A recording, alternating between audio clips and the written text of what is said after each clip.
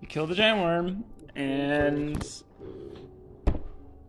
you found out more about who they were. Coulson's Stratthorn. You stole some stuff. You got a scroll case. Mm-hmm. And a map. Like 2 documents and a map. Mm-hmm. They would like us to investigate the corrupted land.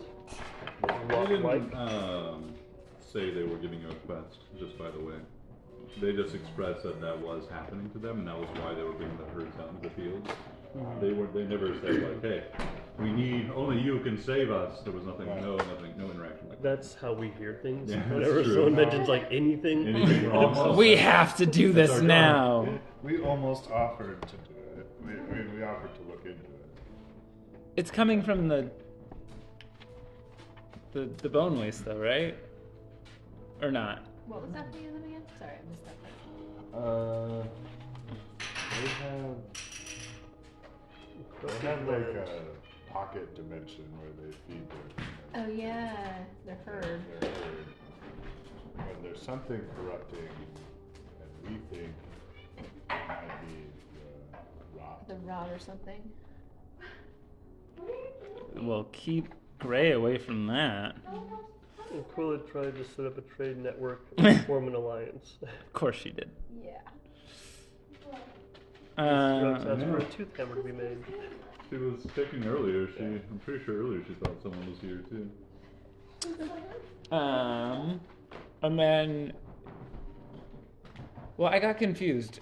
You were following them while they were taking the worm somewhere, but then we ended up in Fall Creek. So I wasn't sure if they were going to They took Fall the worms Creek. back to their place and we split. Okay, you split. I thought they were following We them. continued on. We met Bastard. Mhm. And then meet up with Philip Amon, the priest of Olga, something. Mhm. And then we met Gluin, the noble Boo, Vasechi, and Brugia? What's this? Vasechi and Brundi. Alright.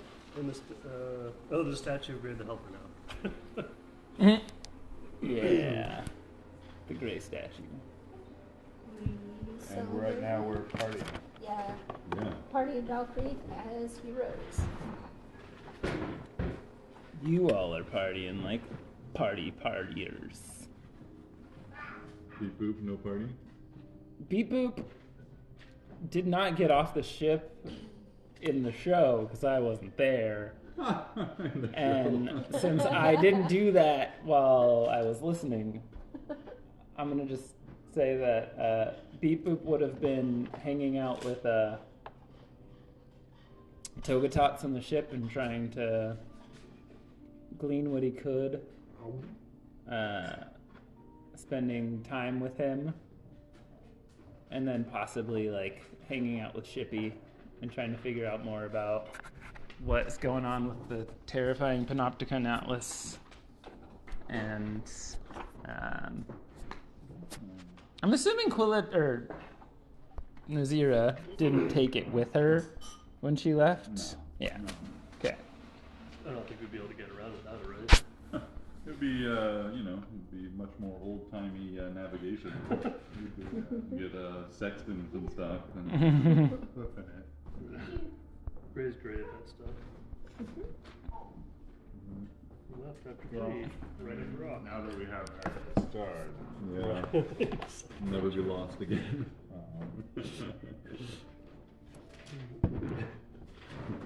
But I did actually want to ask, for each of you, what did you, how did your characters spend the time this evening?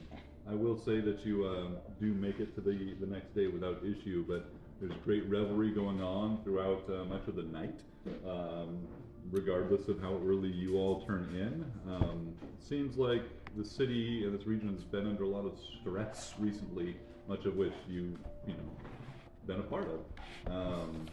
And there's finally a cause for celebration, this arrival of these hometown heroes with a an airship, this relic of like ancient like myth and stuff. We're like talking about like like crazy things happened way back in the day, and now suddenly like something like that's here right now, and it's inspired a lot of people and given them a lot of hope this evening, and some well-deserved opportunity to blow off some steam for the people of Fall Creek.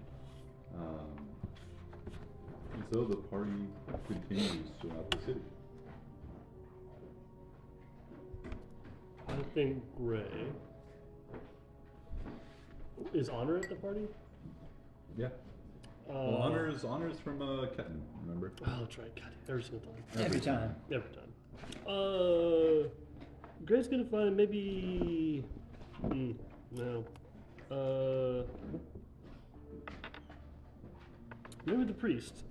He's gonna bring the papers that he's found and the map, and ask him like he's gonna do this, discreetly when other people aren't paying attention. The enchanter from Ketin is there too. So maybe somebody who would Yeah. know that stuff. I don't know if they trust them. He doesn't distrust the priest. Yeah. He knows he's smart and can read. Yeah. But he can't keep his mouth shut. That's Yeah. the question. No. Can if he knows what's good for him.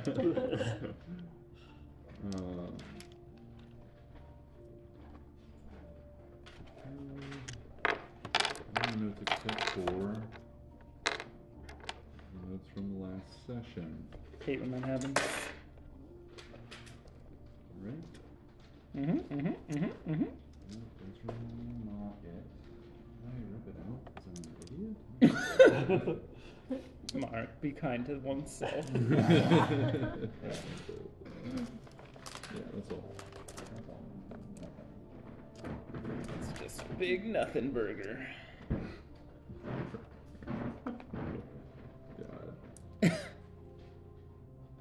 I love the world we live in. Yeah. So good. And I mean, recommended. Just call it a number. Whatever you number feel you feel in your heart. 7. drop all my stuff and then just Natural 20, decide natural to all 20. stay in my bag. Yeah, I had a couple notes on. I had a couple names on it, but also those documents that you took from that scroll case.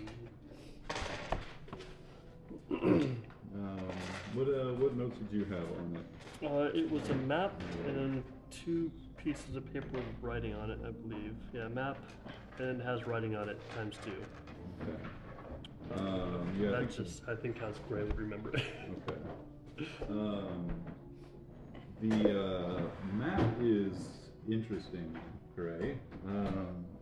You are, you've learned to use maps. Like you spent your time, like they're like pictures of land, and land that makes sense. He's been third before. He could see it, like, Yeah. the map shows it. Exactly.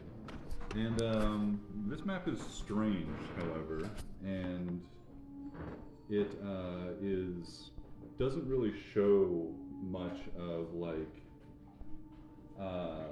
any visible like significant geological features. And instead there's these like strange like seemingly not really like patterned but pretty like chaotically dispersed like wavy lines, as if they're chaotic but they're like patterns to it, but it's hard to understand what it is. Like the dream paper, or different? Different, it's Okay. static, it's Okay, not okay. changing or Gotcha, magical. But you can give me a nature or a survival check.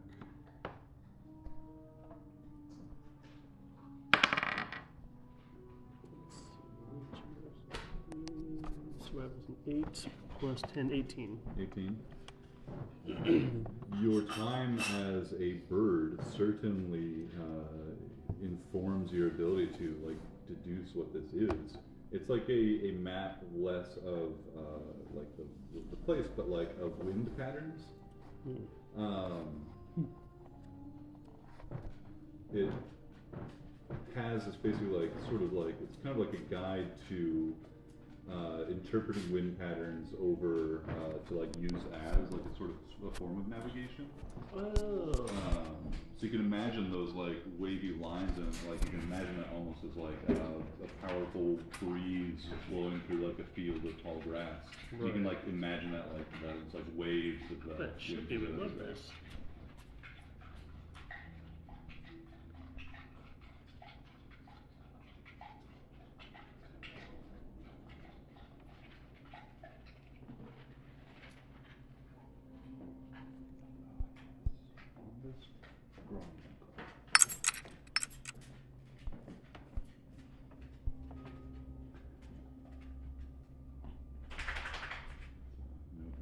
It's like one of the few pages that's relevant in this entire binder that's left. Save you. Don't you love having multiple binders? It's so helpful all the time. So helpful. Yeah. I need every single one of them. It's just about finding space for them all. So I think that Gray would probably spend some time just looking at that map himself, would be able to figure that one out even before reaching out to Philip Oman. You do find Philip in the evening. He's in his cups, enjoying the revelry. There you come across him as in a moment where there's a large platter full of drinks that's crashed to the ground, causing this big like commotion and scene. And he just steps in and like begins taking the stuff and brushes off any worry or anxiety on the server's part, and begins to like work mending magic on this stuff to begin like putting it back together. You come across him in that moment. Do people refer to him as father? Pardon? Do people refer to him as Father Amon or anything? No. He usually just goes by Philip or Amon. Yeah, Gray walks in. Hi, Phil. Need help? Hey, what can I do for you, Gray? Help read. Well, I can, if I squint hard enough, I reckon I can probably turn those 3 pages I see down to 1. What can I help you with? Make squiggle sounds. Got it. There is, he begins reading, there's like some, like, Gortuk Longstrider, report, from east of the, crag spires. Undead activity continues to escalate. Populations growing larger.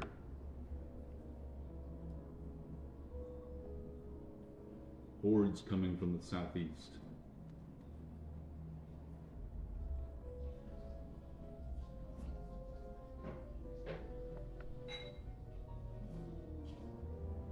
Outriders report seeing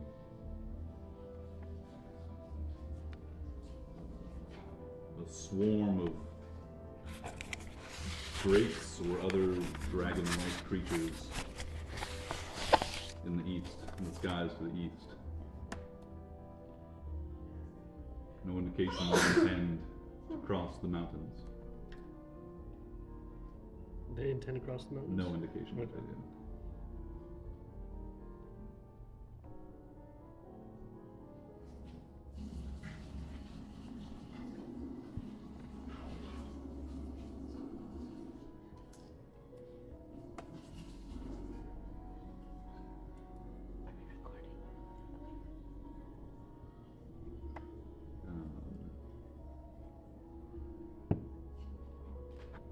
The second document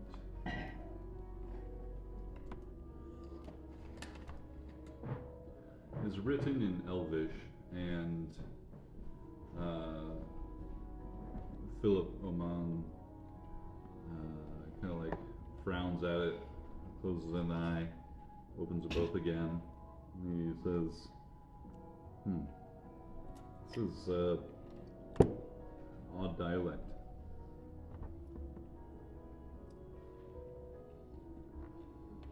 Fancy scribble? A very, very fancy scribble. Big there, word scribble. right? It looks to be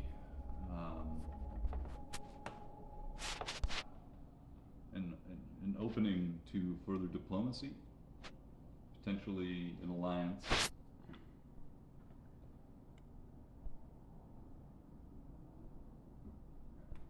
A representative of the thousandfold braid signed the bottom.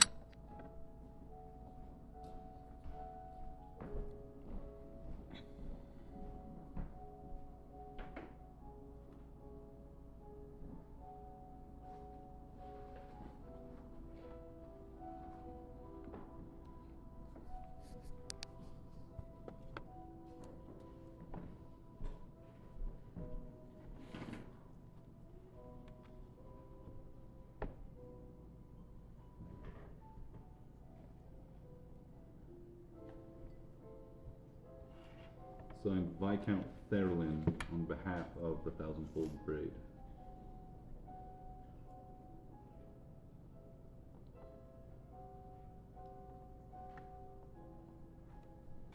Was it Viscount? Mm-hmm. Theron? Therlin.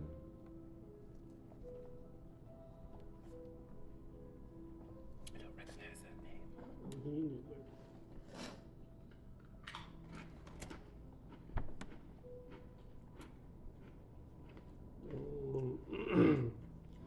Is Viscount a name or a title?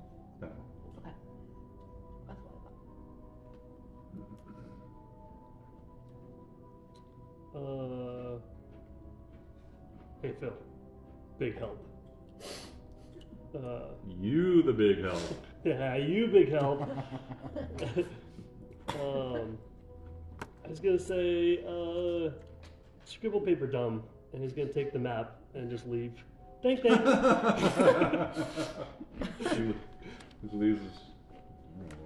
are all important. I better put these away for a time when I'm sober, and just puts them into his robes. Yeah, he'll go out and join the revelry, party with the po folk.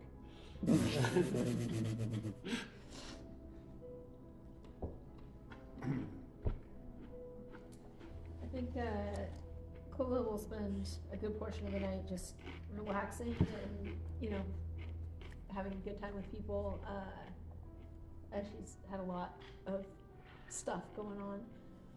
Yeah. But she'll probably also try to chat a little bit with the enchanter from Ketin and kind of all these contacts that we've had, and just sort of touch base on her insistency about creating this network within the Free Cities. She would really like to get just more support in these cities for that. With an emphasis on, she's not going to talk about her family business that much. She's just I going don't buy it. she's actually just going to talk mostly about safety and the Free Cities. She's kind of worried about all these things we're hearing. It's like when my company does business, we really build a strong relationship, like we should with everyone else. She probably does mention her family stuff a little bit because she just can't. But I don't know, her focus is maybe a little less diehard, centered on her family and her friends. In this moment, at least. Yeah, at least for the moment. I've been chugging water and beer, so I'm gonna go use the restroom. Be right back. 1 minute. Okay. Big health gain goals. Yeah. Currently are to find Bellstone, Yes, find more Zephyr, potentially. find a wand of Orcus in the Bone Waste. Yeah. That's the big one. We have a city, right? Or just in the Bone Waste? There is a city. There is a city. We might have a map to it. Okay. I But forget if we knew the name of the think city so. or not. think That was where we Visigoth were. The Panopticon. It was where where the guy killed us. Or that's where we left the army. Isn't it where Where Visigoth is Dick from? hold, yeah. That's where all vampires are from. Mm-hmm. Yeah. Hot Boy Candle. What a good human. Oh my god. Hot So Boy it's our Candle. main quest. So fun to play. And then get Gray to the tree. Yeah, the tree out in the bone waste. Okay. Just making sure I have all of our goals. I think so, right? Wasn't there some? Yeah. A tree of It's a cactus. It's the Final Fantasy cactus, the one that's like.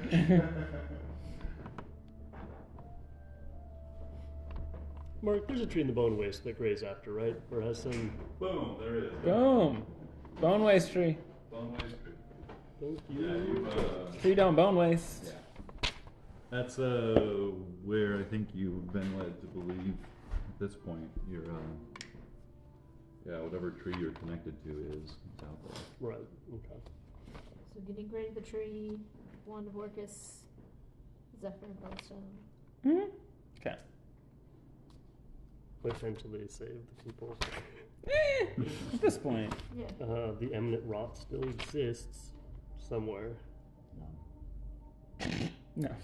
We might go back to Quorum and help them with their Shit. Right. stuff.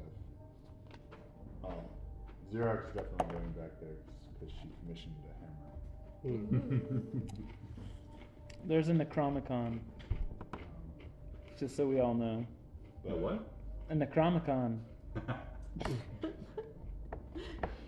A Necronomicon. Yeah. Nope. Necromicon. Like a Comic-Con, but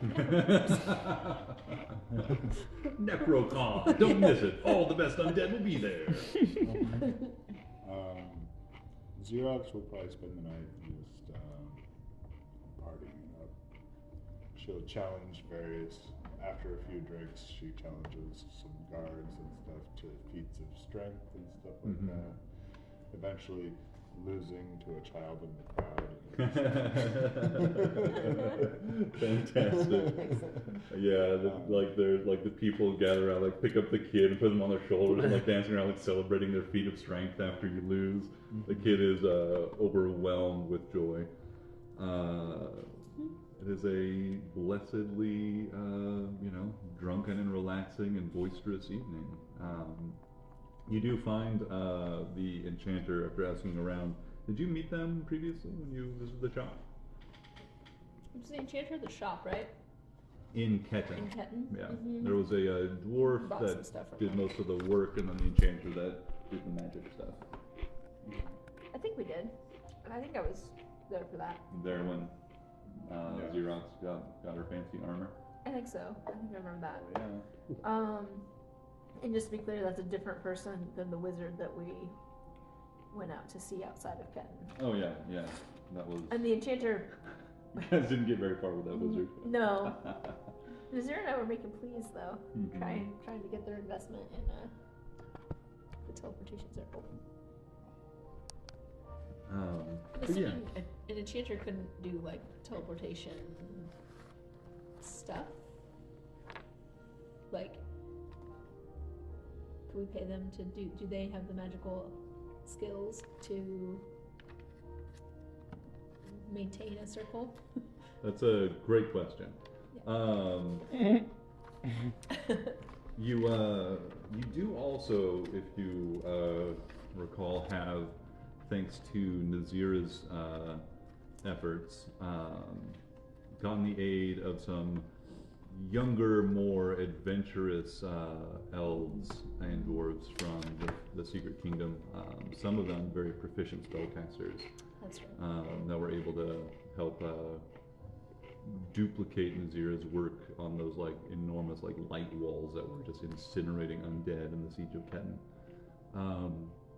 You find on the morrow that they are engaged to help build or enchant a spell circle or a teleportation circle in both Fall Creek and Ketin. Fabulous. But you do find the enchanter as well, who you find kind of like sitting on a stool by a bar, somewhat aloof and smiling a wide smile, and just kind of like observing some other Volcreath locals playing a game of chance. Some like dice are rolling and loud cheers and boos as the results are displayed over and over again. Like there's a good handful of people playing some sort of game that's quickly finding and changing winners and losers rapidly. Seems a pretty volatile game, but everybody's having fun. But you find him this long, very lanky figure, just like perched on the bar, and you can see their arms, just kind of long arms. There's just look gangly, perched at seeming these like kind of odd angles as they sit there and perched by the bar having a drink. They see you approach and make eye contact with them, and they give just that nod, like a yes, and gestures kind of fluidly over to the seat next to them. Yeah, I'll go sit and chat. How goes the rebuilding in Ketin? Well, cities like that come and they go, but they always change. The rebuilding will be something new. It is slow. The people are tired even as they are excited. And you, and your friends, how go your travels?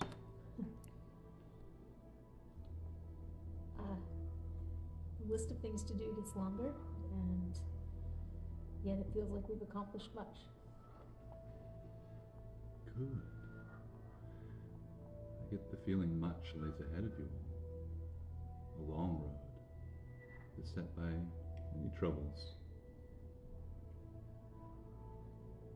Do you know things about such troubles? We all know things of great trouble. We've all had to live life here in these worlds, haven't we? True. Am I getting weird vibes from the types of references he's making? Like, do I get vibes of like a seer at all, or give just me an insight check, and you can also give me. We'll start there. Okay. Is this the guy that was making the aberration weapons or like tools and stuff? Aberration? Or the mimic tools and stuff? Oh no. Okay. The one shot. No. Right. He wasn't making them. He was just taking care of them. They were his precious babies that needed a home. Dirty 20. I feel like I remember this guy from picking up armor, but I don't know if I've interacted with him before specifically. You guys didn't interact with him a whole lot. Go ahead. Yeah. He just seemed a little off. A little off. Okay. Fair. We didn't really. Okay. Dirty 20. This is a person that certainly is is being somewhat evasive. Like they definitely know more than they're saying, but that's true for literally anybody you've just met. Mm-hmm. They certainly seem to be kind of like feeling things out.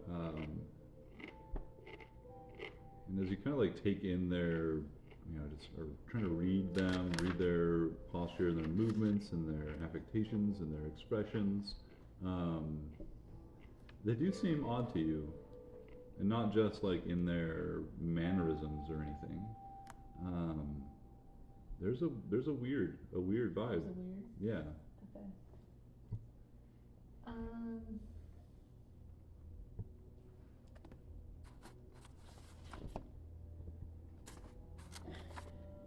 to remember which spell.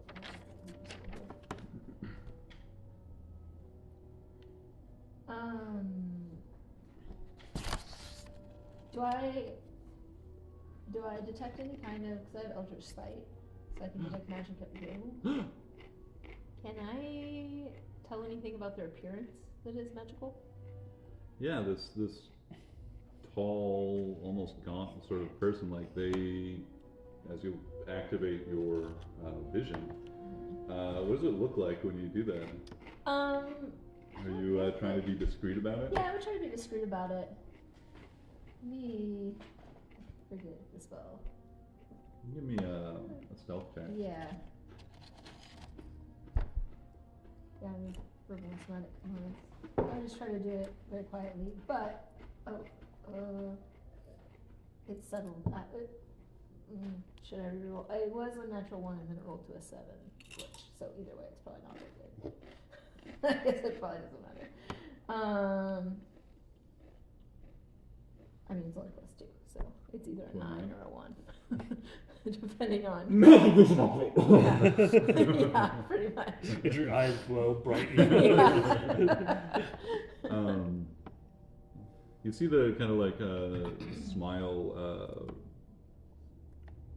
It feels almost impossible for their smile to broaden even further on their face when it does, but there's just something weird about it. And as your magic vision activates, you can see that their entire appearance is indeed covered. Their skin and clothing and everything is emitting like this glowing magic. It is illusory magic, some kind of glamour. Okay.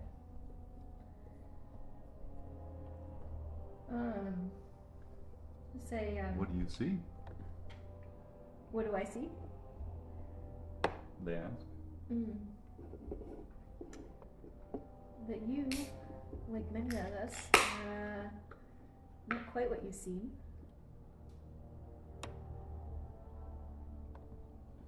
Can you tell me a little more about yourself? In due time. I have a gift for you and your friends, though. One in particular. Oh? You have all recently come into possession of something very important to other people. I believe there's a chance that they might just be looking for it. And if you're not careful, when they look, they'll see you. Yeah? Like, reaching in, and there's this moment in this crowded space where you can see this person like reach underneath the illusion they're projecting discreetly. Nobody else at the bar, like, or this like open like area tavern, like sees it. They give you this little wink that like pulls out this a long scabbard. You recognize it to be about the right length for a certain great sword that one of your party members recently acquired, or has been aware of and has been using a bit recently. Scabbard for, A great Did sword. Xerox have that? No. No? Oh, beep boop? Or, okay. Ooh. Who can find me? He like pulls it out and so if you'll accept it, you can inspect it with your sight. Yeah. No tricks here. It's not magical. But it should obscure its contents from the sight of anyone who might be looking for it from elsewhere. Kind of a block from prying eyes. Exactly. That's most generous. No. There will only be more and more prying eyes upon you and your friends. You're becoming of great interest to a lot of people. You seem to know more than the average citizen about these prying eyes, and about even what we have and don't have. Well, when people have forgotten so much that they can't see the world around them for what it is, having that knowledge gives you something like foresight. And how do you keep your vision so clear? Well,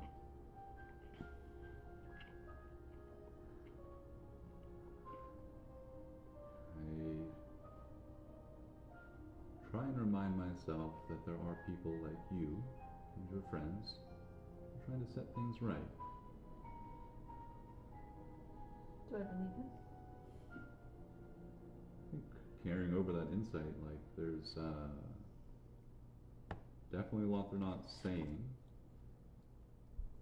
I guess specifically, do I believe their intentions are for us or against us? You don't get any sort of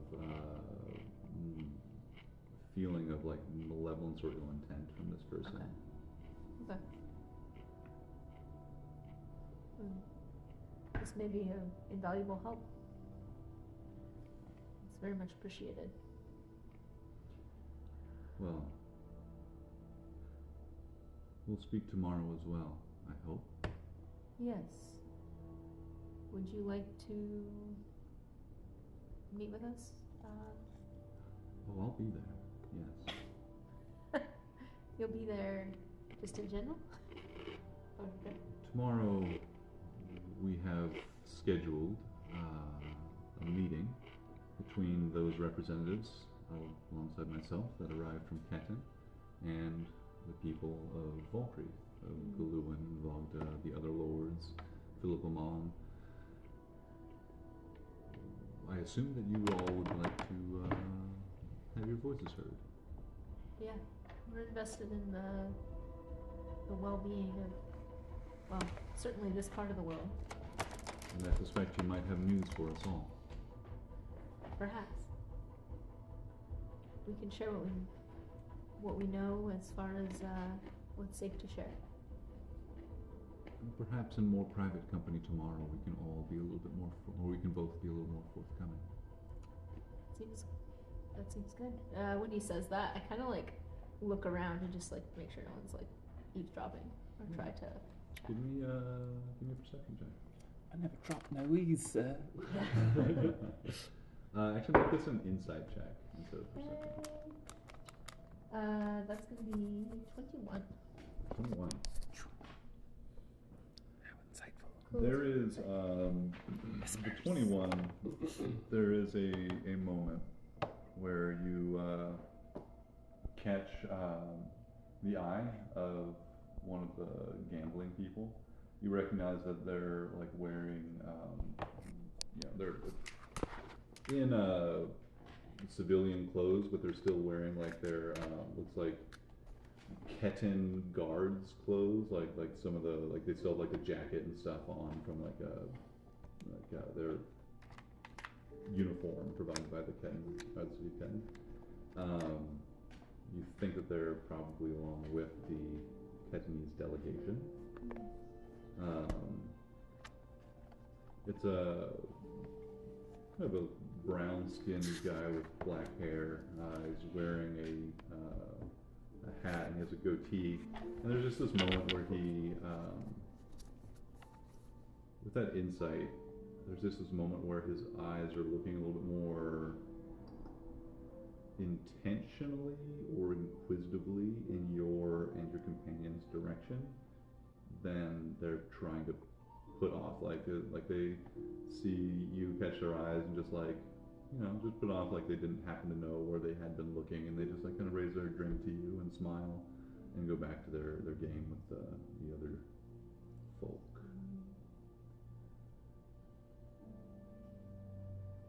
And it seems that our conversation is a bit open here. It would be great to talk in private.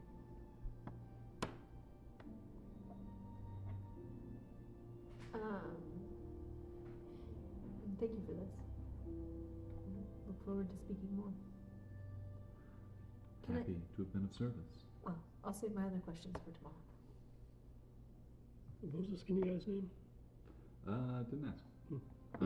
You may remember though from the previous interaction some time ago. I also think Carly forgets these things, but Quilla is smooth and charismatic, and she would probably confirm his name on sitting back down with him. Fair, yeah. Name. Oh my god, I just literally had it. Everyone can get it later. So. Yeah, I'll look for it. Okay. Past And we'll run into him find it. again. So Maybe. perhaps. Sounds like we'll meet him tomorrow. Sounds like that's very likely. My name is Elamain Gen Iswal. Tell me again. Isla? Gen Iswa.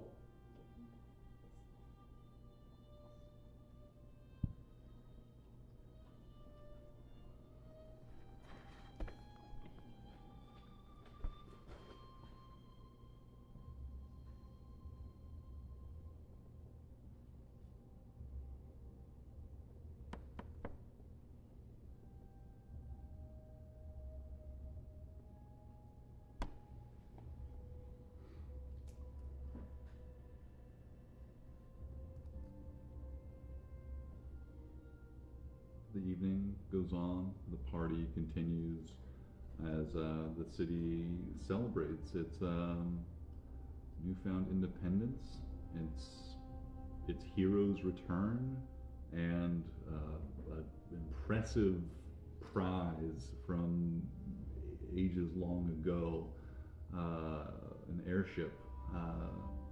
Certainly a sign of that things are on the way up for old Valkyrie. The celebration goes on into the wee hours of the night, and the last people are, still out in the streets clear out, and then the party continues in the bars and things into the wee hours of the morning, even, or the first light of the morning. But you all wake up the next day, wherever you decided to find your rest. We would go back to the airship and give Beep Boop the scabbard, like pretty quickly after that conversation, probably. Okay. Yeah. So as the evening's winding down, and you guys are waking up the next day, but last thing, Quilla arrives back at the airship to find Beep Boop having a conversation with Togotots, and you're like asking Togotots about what are you asking Togotots about? What's space like? Well, I can certainly tell you about space. Have you ever heard the tale of Redacted? And continues on.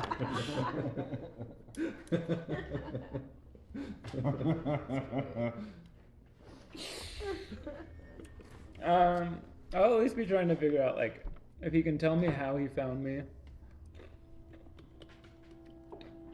And, like, any information he has about who created him. Okay. I think those would be the most pressing matters to me.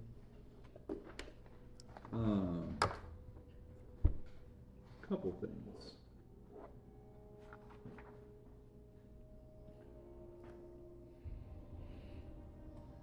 Since you repaired my soul, or my soul helix, I've felt more myself. Thank you. Of course. Anything I could do for maybe friend. I only seek to serve you, sir. Did you ever tell me what division or operation you were a part of? The BHG. Impressive. Very. Highest The more secret ranking. an acronym, the more powerful the agency.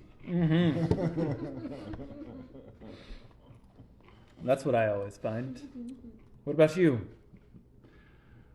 As you know, I am designation 70647075.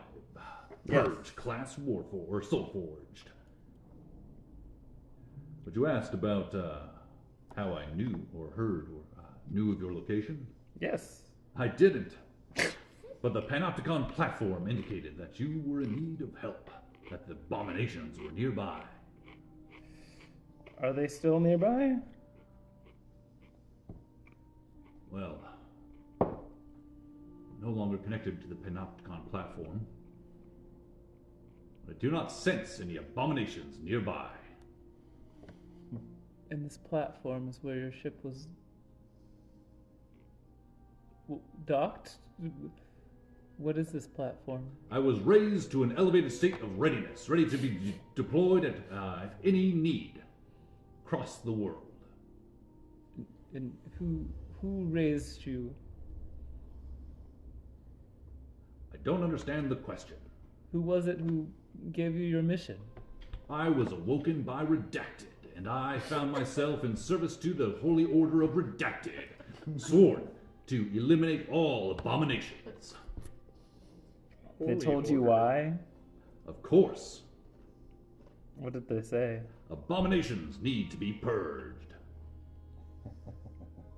Yes. I find myself needing to purge abominations all the time. And once you have completed your mission, what then?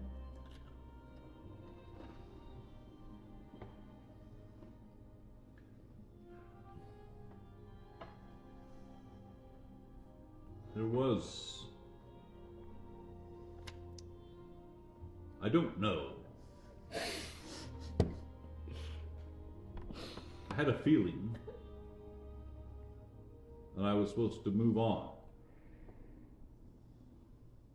And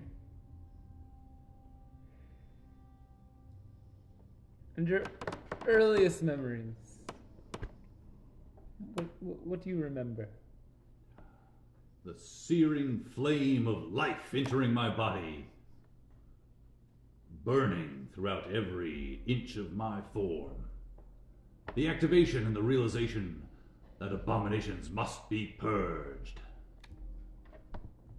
Can you see the faces around you? Others, like me, akin in mission and purpose. Anyone not like you? Yes, What did they appear like?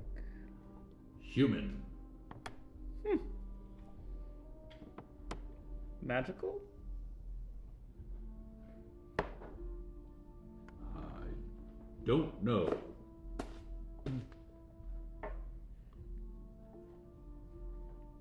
Can you run a diagnostic on yourself? What's still broken? How can we help you?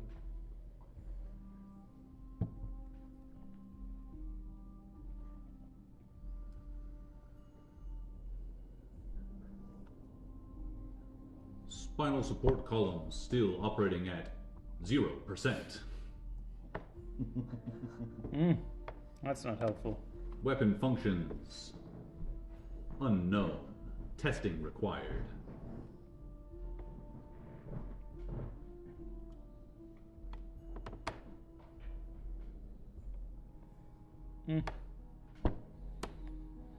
Well, don't worry. The smart one is coming. He will fix you. I'm sure of it. Needn't fix me, just point me in the direction of my foes. The abomination will be purged by my hand. Excellent. Sleep now. Rest. Excellent.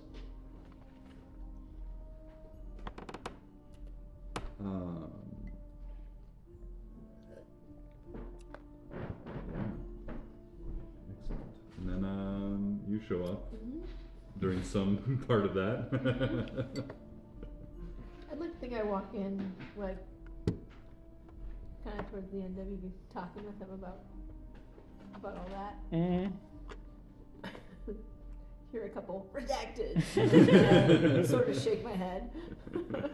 Oh, the holy order of redacted. Yeah. I'm gonna do beep boop and hold out the scabbard. We've been given a gift. The For this for me? For that sword. Who gave that to you? The enchanter. He said that it was in our interest to keep it quiet, and that this would protect it from prying eyes. Protect what? The sword. My sword? The great sword.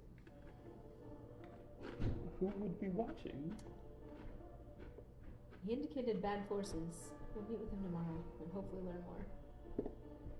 I didn't want to say too much in public. Can I... well, you know it's not magical, is it? It's. I can tell when it's magical, right? You Or said no, it wasn't it's magical. not magical. Okay, but it still protects it. Is it like lead? It's heavy. Can I investigate it? Yeah. Yeah. I think that with a few moments, and you can see this as a well-crafted scabbard, but it is like heavy and lined with a lead interior, like in the rigid part of the scabbard. Are there any symbols upon it that would tip me off to maybe where it came from? It seems to be functionally made without a lot of design or anything, and judging from the materials and the leatherwork and stuff, recently made. Can I recall any of the Gith that we fought have similar scabbards? None did. I think maybe he made it for us to help us, but I didn't ask him that. Perhaps I should have. Huh? I didn't want to draw a lot of attention to it while it was there. Well, I guess. Thanks. Yeah. Hopefully we'll learn more tomorrow. It's he said people might be looking for it and that we need to keep it safe. But I mean, who could be looking for it? We could kill anybody that would be looking for it. I'll take it. I mean, we have a lot. we have enough on our plate as it is that we don't need extra ire from unknown forces. Shippy, can you sense anybody looking into us? No. Oh, okay. Wow. Shippy, is that a no? You don't have that capacity, or no? There's nobody looking at us right now. Yes. Excellent. I'll put the sword in it anyway. Yeah. Like, yes to the first part of that, or the second? A little bit of both. Fair enough. I'm still in passive listening mode, so I can't tell a lot of the activity that might be going on the Panopticon Atlas network, nor what information it could provide us. Now that Nazira's gone, it's okay if you turn yourself back on. All right. Active listening mode engaged. Yes. I'm sure everybody will be okay with that, right? Oh, you were gone. It's fine. I'm a little nervous after the discussion I just had with the enchanter, but I mean, I guess we'll find out. at least one more group of people isn't looking for us. Yeah. Right. Sure. Wait. What? I'm gonna break out my needles to start knitting. Don't worry about it.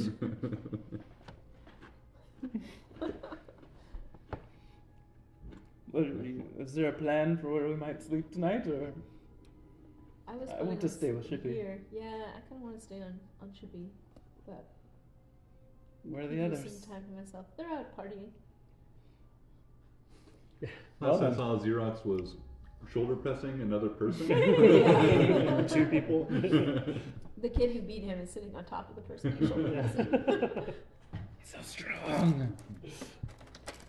All right, I'm happy with that. I think Gray would like to, if he got a chance, hopefully privately, but we probably wouldn't be too concerned, to try and translate this map to Beat Boop. To beat Boop, huh? Not to Beat Boop, to Shippy. Shippy. Rather, sorry, Beat Boop. Damn it. Yeah. Shippy. Take some time. How do you broach the subject of Shippy? Well, he puts the helmet on his wife's infested hair, and kind of sits down with the map in front of him. Said, "Chippy, found a secret map." Ooh, that's exciting. Shh. Would you like help keeping this secret? Yes, Chippy. Great. I won't tell anyone. Excellent. Hey, Shippy, what's going on? You just hear like loud sounds of grasshoppers like chirping. Every corridor.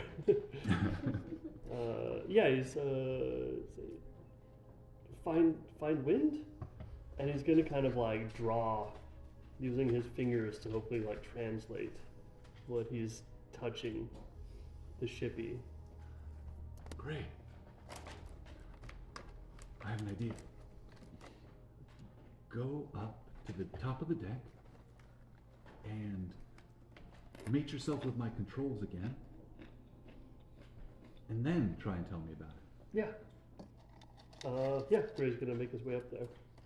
and try and interface with Shippy. Yeah, absolutely. Give me. You've already had a great survival check. So the DC is now going to be low because you've already survived, or you've already rolled pretty high in your roll on in the previously. So now let's do. Let's see. What would be the best for communicating this? Why don't you just give me either a persuasion check or a. We can do survival check as well again. Not 20. 28. I was planning on giving you a bonus, and so yeah, the ship, Shippy, while flying in the plains of and hills to the on this side of the crag spires, like pretty much all this area, you were going to be able to travel at like 1.5 or 2 times speed. Yeah. Woohoo! Very cool. That's dope. Well done. Yeah, that's nice. Why did the quorum have that? Yeah, That's what you the thundering. Thunder Stampede? yeah. Good people quorum. I wonder what they use that for. And after I mean, he's Cole's not wondering, Carly's wondering. after Gray's done interfacing with Shippy, he's gonna stash the map in Xerox's stuff. We'll try and hide it in there. Xerox will probably get drunk enough that she wouldn't remember taking a map or something an accident.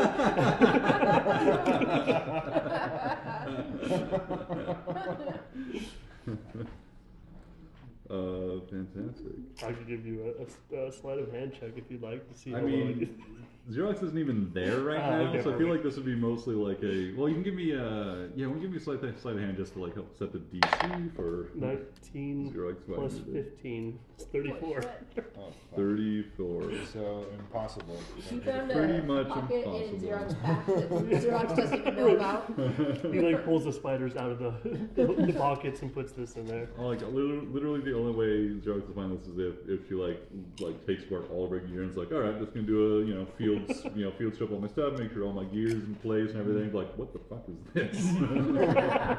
It's like a map. It's just like,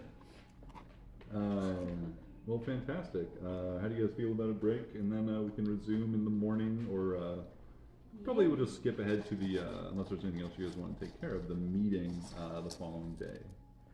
Sounds great. I like this plan.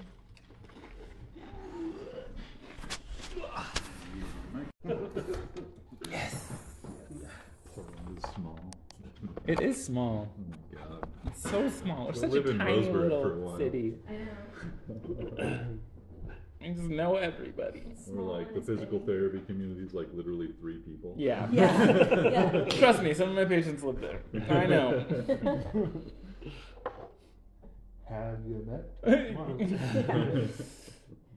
I do appreciate that I've been removed from Roseburg enough now that I'm not guaranteed to see somebody I know whenever I go, like Fred Meyer. Like, it used to be that I When you're in couldn't Roseburg, go. when you're back in town, you mean? Yeah, like when I go back to town. Because it used to be that, like, anytime I went to town, like, if I went to any store, Yeah. guaranteed I'd see somebody I knew, Right. whether I wanted to or not. Usually Like, someone from church. yeah, Yeah. someone from church or someone from high school. Yeah. A lot of people don't like to move. It was weird because, like, when I went down like a week and a half ago, and my brother was in the hospital, and he actually was in the emergency room, and so like we went in to go see him and figure out what was going on, and like my dad asked at the front desk, like, what room he's going to say to me, and somebody like came up to me like within seconds and was like, I heard you say Dad's Eggley, is he okay? What happened? Is he alright? I'm just like, oh shit, my brother's like the most private person I know. I don't want to like blab his information to who Right. knows who this is. Like, Oh, jeez. turned out it was a coworker. Like, I was like, I don't know. I was like, we think he's okay, but we're finding out. Just give him some crazy story. Like, Yeah, he was skydiving, his parachute didn't open. yeah. He's a mess, but I think he'll make it. It's the stories to give. That's why I Yeah. tell all the kids that I see. We have to put casts on these kids' feet. And we put them both on there, and I'm like, when you get to school, you tell everybody that you did something really cool, broke both your ankles, and you had to have gas. They never do. No. That's good. Lies are hard to keep up, especially when you're a child. Very true. And your face is covered in chocolate, and you're sure you do not eat chocolate. I'm all hyped up on Mountain Dew. Oh, God. There's someone at work that goes through like a case of those in a week. Oh yeah. I'm like, That's a lot of Mountain Dew. You have to develop ulcers at some point. All that food dye. Yellow number But, 9. yeah, really, really yellow. Radioactive yellow. Yeah. Yellow was a yellow 5. That's one of the worser ones, or the ones that has.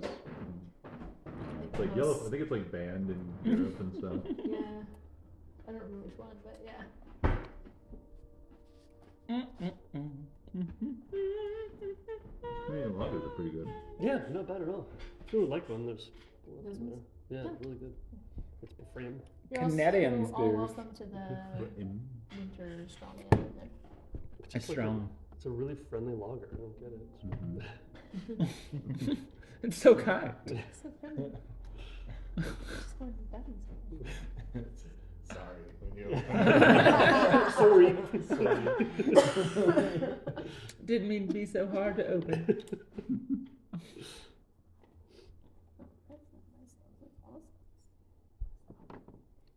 Make sure you have all your spell slots.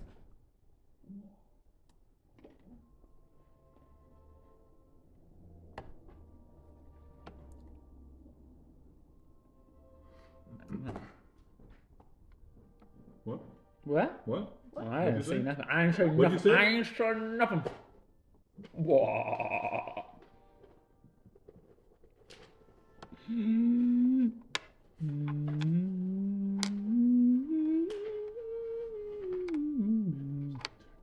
Near the crag spires where Chippy has 1.5 movement.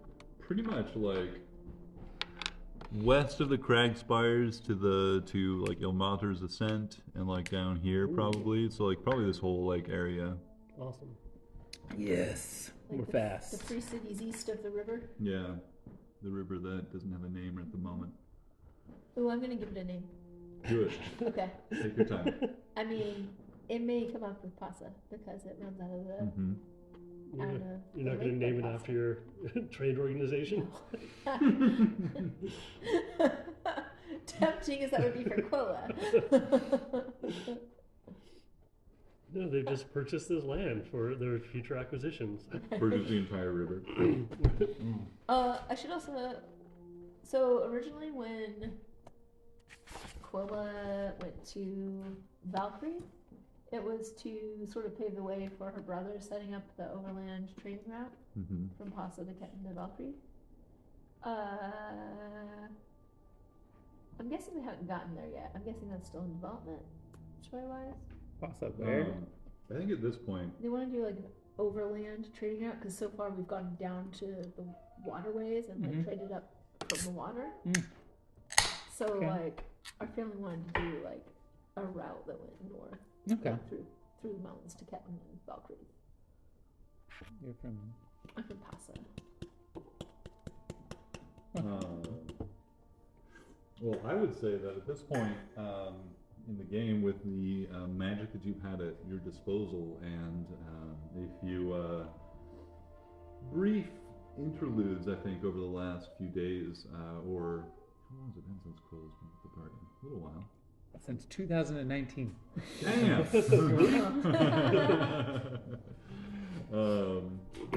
I think you've made some more contact with your family through magical means, and also maybe having spent like a little bit of time there as your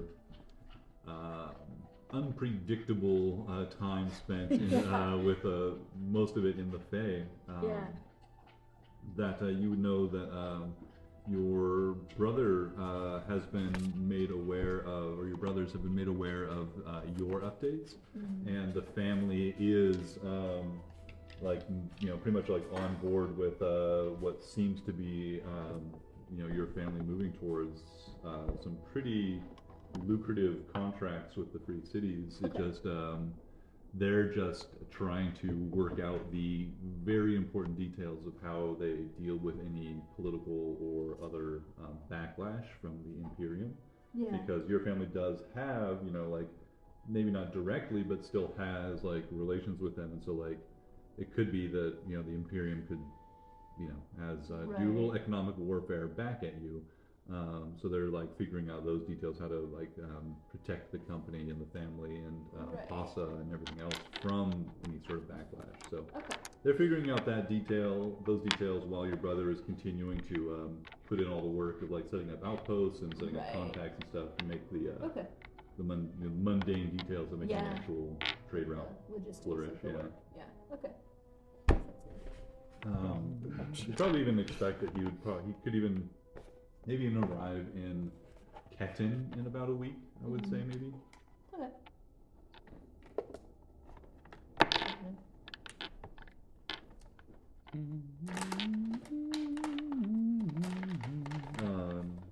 Any other business or in character or out that you'd like to discuss before we move on? Anybody? I'm assuming Nibbles will show up at some point. Yeah, But we, I'm we leaving need that to up do to a you. Nibbles one shot, and failing that, if it doesn't, I'll present you with a few key decisions to make Okay. as how Nibbles would deal with what's going on over there. Okay. But he's been told to show up for this meeting, so at some point during the meeting, Allow it. he's gonna show up. All right. The other thing is that this is probably Quilla's last session for a while, so just for planning Elephant in the purposes. room. Yeah. Let's not talk about it. Yeah. This is Carly's last session for a little while. Audience, so you know. Let's play every day this week, everybody. Come on. I know, We just can do keep it. playing it until I leave. I only worked 2 days this week, so. I mean, we could fit another, potentially, maybe. But, yeah, just logistics wise, Quilla will probably need to go attend to other business or something. So, Mhm. My brother has sent word that yeah. let's return home. My great uncle is sick. More like, my family's making a deal with the Imperium and I gotta stop them. Yeah, my family's being terrible, and I need to set them straight. They have this deal with some gnomes down in. Best people ever. Let me tell you. Best gnomes ever. All come from Erdura. Urger. Erdura. Well then, fantastic. We thank you. We progress to the next day. Late in the morning, you guys are each, brought notification about the meeting occurring later in the afternoon. Everything is kind of happening later in the day today as the city wakes up or recovers from a collective hangover. In the afternoon, you guys are assembled. They've assembled you in the little plaza around old, what's his name? I forget this guy's name. Brimfallow, Elgar Brimfallow, the dwarf that you guys had so long ago driven to death rather, killed after he had been working alongside those vampires to take control of the city. And now what he had made as an estate is this kind of like public space. It's a kind of square around which are this like square of buildings, creating this like pleasant courtyard, which right now has been kind of cordoned off for your all's conversations and work. There are a couple fires built in here to keep the space warm, and there are a number of tents set up for different parties that are here to have their own space, but a main large tent-covered area with a long, or rather a large round table where everybody is sitting.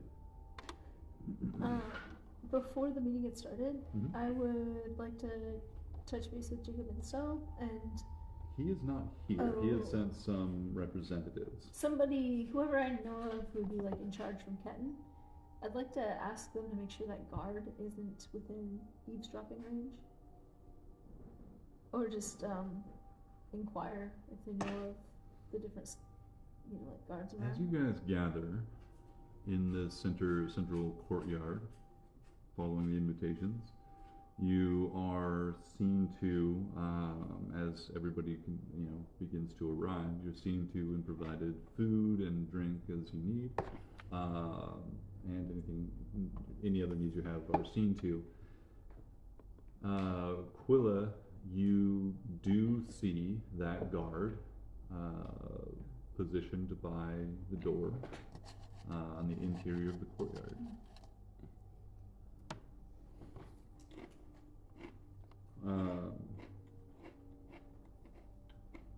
As you make eye contact with them, or as you look at them, recognizing them from the night before,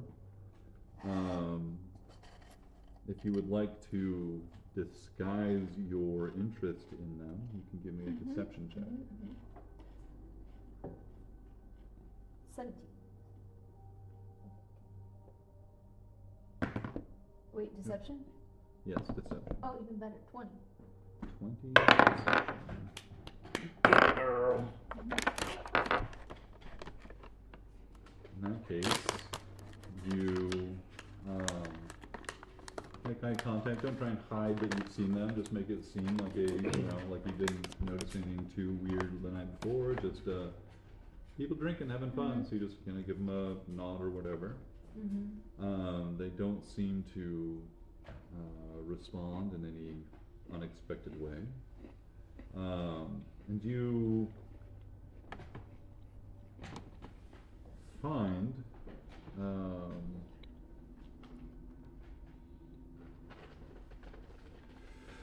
from Ketin, there are a couple people that you might think of as a leader of this group. You see that the protege of Krella the Devil is here. I have her name in notes somewhere. We'll call her Sandra for right now until I figure that out. She was one of the leaders of the slums outside the city and is now being a part of the leadership of the city.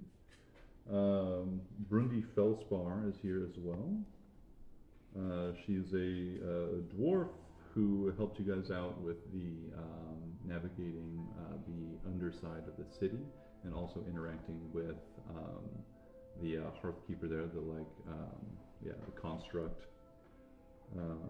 And she's kind of representing a lot of the dwarven interests, specifically because Ketin has that whole under area of the city that was built by dwarves, and the dwarves seek to seek maintenance and control of that. How did Brundi get here from Cragstone? From She's from Ketin. Ketin. Ketin? Oh. Yeah. Who was the one that we were hanging out with? Never mind, it's not important. Of course, and you see many of the representatives from Valkyrie, but those are the two from Ketin that have what you would guess might be authority. Okay. I'd like to discreetly talk with both of them and just suggest that this meeting might best be served without prying ears, including the guards, and I think it would be wise to have guards outside, not in. Okay, so you don't bring up this particular one at all. You just make it initially, I'm general? just gonna suggest that Okay. initially, and I want to see, try to gauge the reactions. Okay. Brundi, they both look at you, sort of like trying to gauge your intentions here. Brundi just kind of gives you this hard look. Sandra says that I will certainly trust your instincts here. I'll just sort of follow that with like I don't know specifically, but I did notice some eavesdropping last night, and I would prefer to keep things discreet. Well, we can certainly see to our people. I'm sure you can speak to Vogda and she can see to hers. Bogda's in Vogda's here as well. She's this towering half-orc woman that, you know, word's probably gotten around if you haven't seen it, that has had some carnal relations with Xerox. And they usually, when they're back in Valkyrie, spend some time together. in Valkyrie, okay.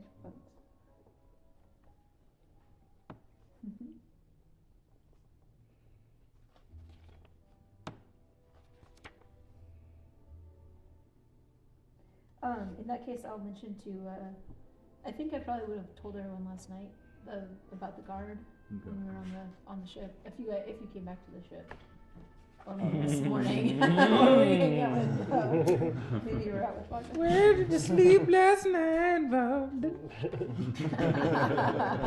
At some point, I would probably mention to my companions that we should be aware of eavesdroppers, and that I'd describe the situation with the guard and describe the guard. If that's all right to retcon. I think that these two, Krella and Brundi, both take your lead, and Vogda would as well. I'll give you a look, just a concerned one, that like she's certainly doesn't want to believe or is very concerned about the idea of someone in her ranks being a spy.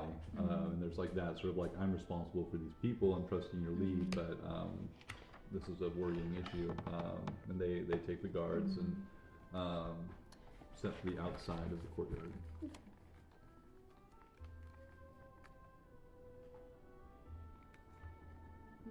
I'd probably just try to reassure her a little bit and be like, hopefully I'm overly concerned and it's nothing, but I'd rather be that than exploited. So there's a lot of ways on these conversations. There is no such thing as overly concerned. And she leads the guards out, and Brundi and Krella have the guards who are part of their retinue escorted out as well, and they all set up positions outside the courtyard here. Give me hey, thank you. Give me an insight check.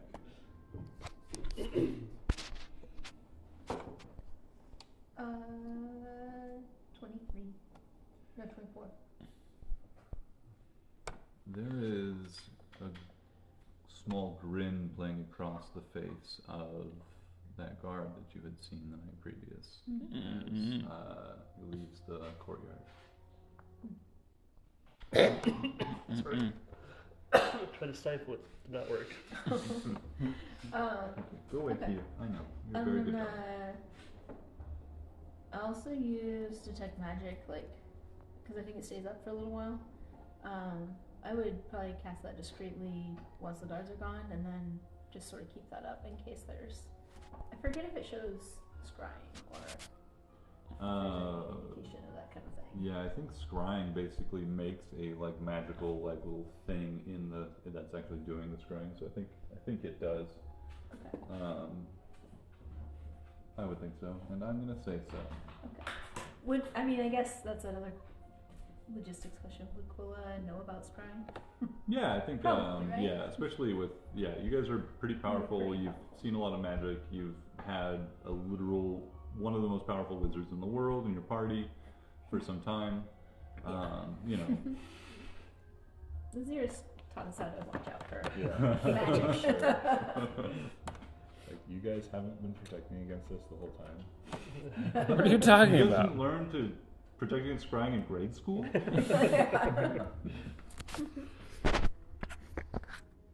Hmm.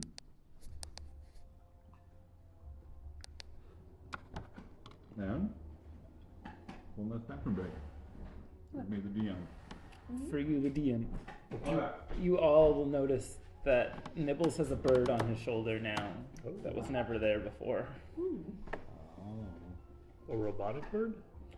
It's a little one of those like knit plush toys. Aw. Nibbles does?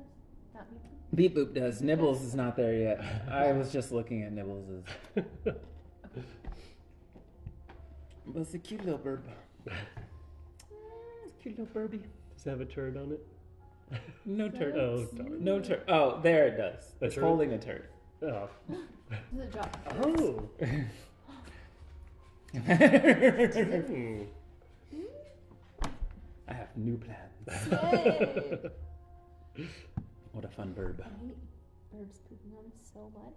But I He really won't poop appreciate on you, that don't as worry. He'll poop on other people. as a good strategy. It's like little felt balls will fall on you occasionally. Just white and black mixed together. Just like pick it off. I've been slowly waiting to use this. I don't know how well it'll pan out, but we'll see. Nice. Homunculus servant seems like a fun thing to Ooh. own. I've always wondered about that. We'll find out. Yeah. We'll find out. Did you have to take, was it 100 gold from the group fund? Or No, I didn't. I did have to use one of the many stones that I got from the gift. It's okay though. Yeah. We had like 3 of them. Extras. Yeah. Nazir's not even with us right now, so We can do anything we want. no one's gonna plane shift us anywhere. Unless Nibbles comes back and wants to do things. Oh man, her key ring. Damn it. That would have been useful. Her keyring of Yeah. teleportation places. Her plane shift stones. Thank you, thank you. She probably has this other person, I suppose. Mhm. She's the one who can use it. Yeah, I would expect. We have 2 of the keys right now. We have Zephyr, and we have some cold iron. We could go to the hells if we want to. At our disposal. Yeah. Alright, to the Shadowfell. Yoo-hoo, let's go. Everybody's favorite vacation Did we destination. put cold iron into Shippy, or was there not a slot for cold iron? I believe you did put cold iron into Shippy, and you said something interesting. Oh, fuck. All right, we'll figure that out later. Which we inserted here. Yeah, right there. Editing, come back. I don't have editing software right now. I'm sorry.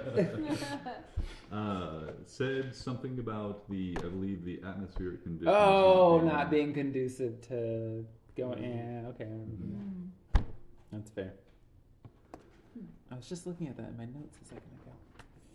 So, a couple people I forgot to mention. Ulu Renbrook is here, as well as Vocenti and Galuin as well. Who was the first name then? Ulu Renbrook, Ulu? yes. You guys met Ulu here in Volcreath. He had been been in service to Elgar Brimfallow by way of his magic arcane academy back in the Empyrean, and he had in fact been bound to his service through magic in order to help pay for student loans. Yeah. That's how they get you. Every time. Every time. He has since the murder of his former master decided to stay here in the Free Cities and in Volcreath instead of returning home. He has been working with Nibbles to some extent, sharing their knowledge, and he has been also working to basically make a something like a arcane community college. Nice. It sounds dangerous. Nibbles is so not very helpful, but he's there. Yeah, I can Nibbles is imagine. occasionally like a guest speaker and stuff, Yeah. but like Nibbles there to Nibbles' pick up- academic skills are not awful. He's here to pick up on the Yeah. young ladies. It's like this guest Great. speaker who like It's like great to like talk about like just like the like these ideas of magic and stuff, but like getting into like the nitty gritty is just like yeah, Yeah, that's that's good. good. That's good. it's My not new what you do. homunculus. Giant slug. It's beautiful. It's not a slug, it's a bird. It's a bird. See, it's a bird. It's Oh. flying over there. What is It looks sluggish. Those are just wings. It's sitting. Okay. It's sitting. Oh, There okay. it's Gotcha. flying. Gotcha. There it's sitting. It's just the scale between these Yeah. two made it look like. Very different. Yeah. It does look like a giant slug. That would be fun. Oh, I can definitely see it though now. Yeah. Bird. Bird. Yep. It's a little Bird dark giants. in the middle. Yeah. Nice. Nice. Just want you to be aware that it exists. Does it exist right now? It does exist right now. I woke up in the morning making it. Wow. Wow. All right. The homunculus exists. Be prepared. No You're one's now prepared. Shenanigans. Welcome to being a DM. I told him about it a Yeah. couple days ago. Mark will occasionally get some random question from you like, will this spell cure something? I got That's that exactly one, like, how it pretty much happened. Exactly the same time I got his about the homunculus. Yeah. That's awesome. I do enjoy those stunts. So everybody makes their greetings. Anybody who didn't welcome you yesterday evening in the partying gives you a warm welcome this morning or this afternoon. Lord Shanti says, friends, it's good to see you again, and on top of riding in on such a prize. Very impressive. Gray has dug up his fancy lad suit that he got from visiting Nazira's dad. And it's a little moth-eaten, and there's some holes in it. And it's probably like silky and doily, whatever that like. Like folds and Yeah. stuff. Yeah. But it's like undulating with bugs inside. Yummy. And yeah, occasionally kind of crawl out and maybe grab a snack and head back to it. Beautiful. Xerox was hard fought. Get it. I can think of no one more worthy to have it than you all. Congratulations on your prize. Galuin steps, kind of stands at the table and says, I would like to welcome you all officially back to Valkyrie. We are pleased to have our champions home again, even if it is just for a short time.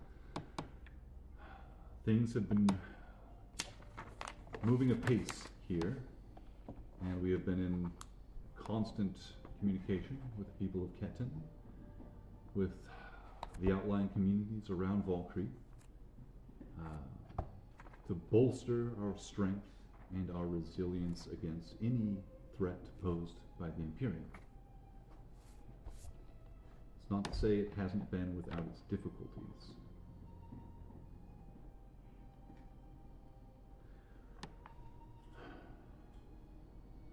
Well, first the good things. Thanks to Quilla and her family, we have some very good prospects for our future in terms of trade, providing food to our people, and making sure we have a living. Our greatest assets right now is a two-edged sword, I will admit. The Bellstone is, we almost can't quarry it or pull it from the earth fast enough to meet our demands. We have recently learned that some of those demands have been going into the Imperium.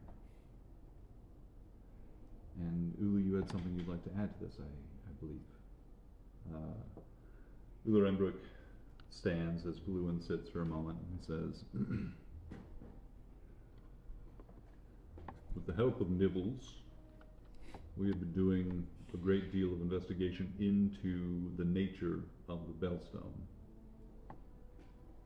It has been widely used just for its aesthetic appearance, but it also has deep arcane potential as well. It may not seem like the most exciting one, but to many other practitioners, I have been able to replace virtually any magical components with Bellstone in order to cast spells. It also helps run ships. I don't doubt it.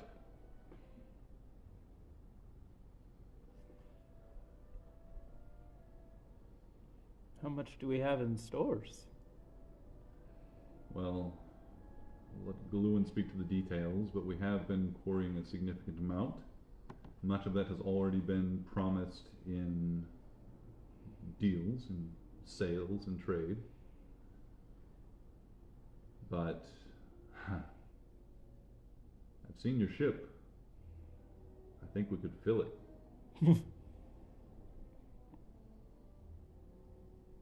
Like, how?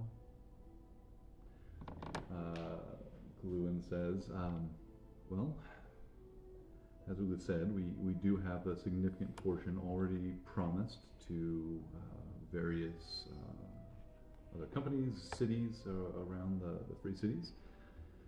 And the last shipments that may have been going to the Imperium have stopped. That has meant a cessation on all trade of Bellstone to the city of Urdura for the time being, which I won't deny is a significant hit. Even for domestic use, they were consuming a great deal. They were among the first to notice its magical potential. So, Chomsky's no chump. as we said, we do have a significant amount, and if you are planning to head, which I've heard you are planning to head out to the quarry, we could direct them to effectively load you to bear as much as you can carry. Will might mean a few contracts we negotiate to be a week or two late, but I think your mission is important, and our customers are very eager to get their hands on it, and I don't think they have very many other options. So being a week or too late, they'll have to deal with it. It's fine. It won't disrupt anything on our end. How much will we need? I don't know that we're going to need that much. That sounds like a great deal, but Because I can double the size of any amount that we put into shipping. If it can replace material components for spells. I mean, let's not get greedy. We have to think about the betterment of all of the Free Cities. I'm not thinking about us, I'm thinking about people who are not here. I agree. I think we need to be cautious in how much we need. Yeah. Where But- put? In bed? There's a lot of space in Jippy. Yeah. Probably There's a hold. Is there a Can big, like, we- empty We'll place think about it. I think we should talk to Shippy there's about how quite a bit of much, space still unused. how much we need, maybe. Mm-hmm. It turned him on, and it's not making him fly. I don't know that we need.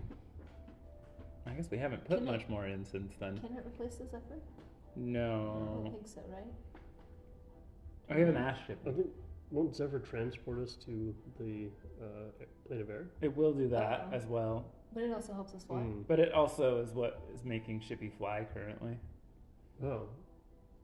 And I think it's what's keeping them flying. So when Chippy starts to get hungry, we need to give it more Zephyr.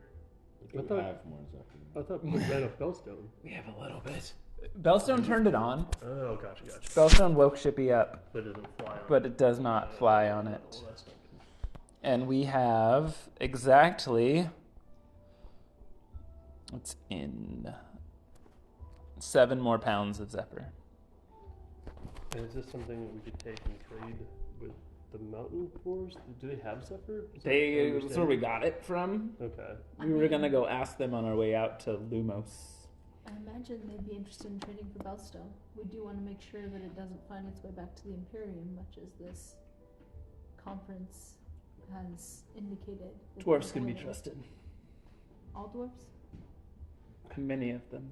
Frogda says, well, we're practically Actually, standing in the pool of blood of one who couldn't. plus the other one we turned into a pig and murdered. Okay. It happens. I agree. I think that's a good plan, but I want to make sure we're discreet in who we deal with. That's fair. Xerox. Frogda then kind of leans over to you and says, you all named your ship Shippy? We did not. He came with that name. Graded? Xerox laughs at this. While an intuitive assumption,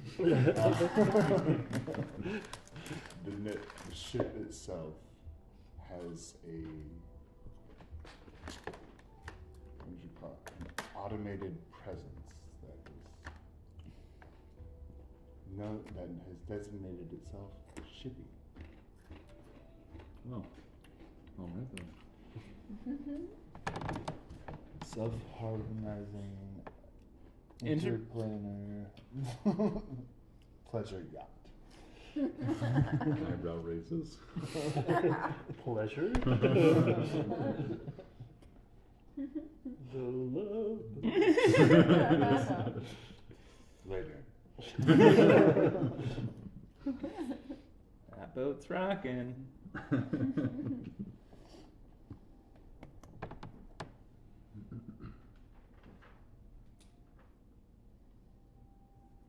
Is there any other good news?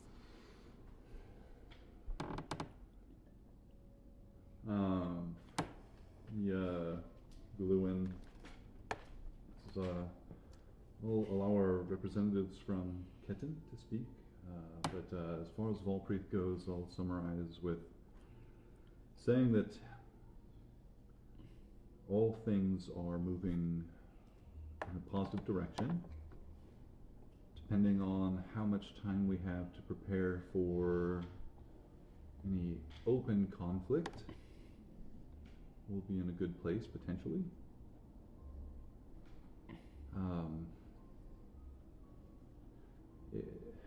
You all have given the people a great sense of community or purpose, shared purpose. Seeing you all step in front of such grave dangers has enlivened the courage in the spirits of all the people here.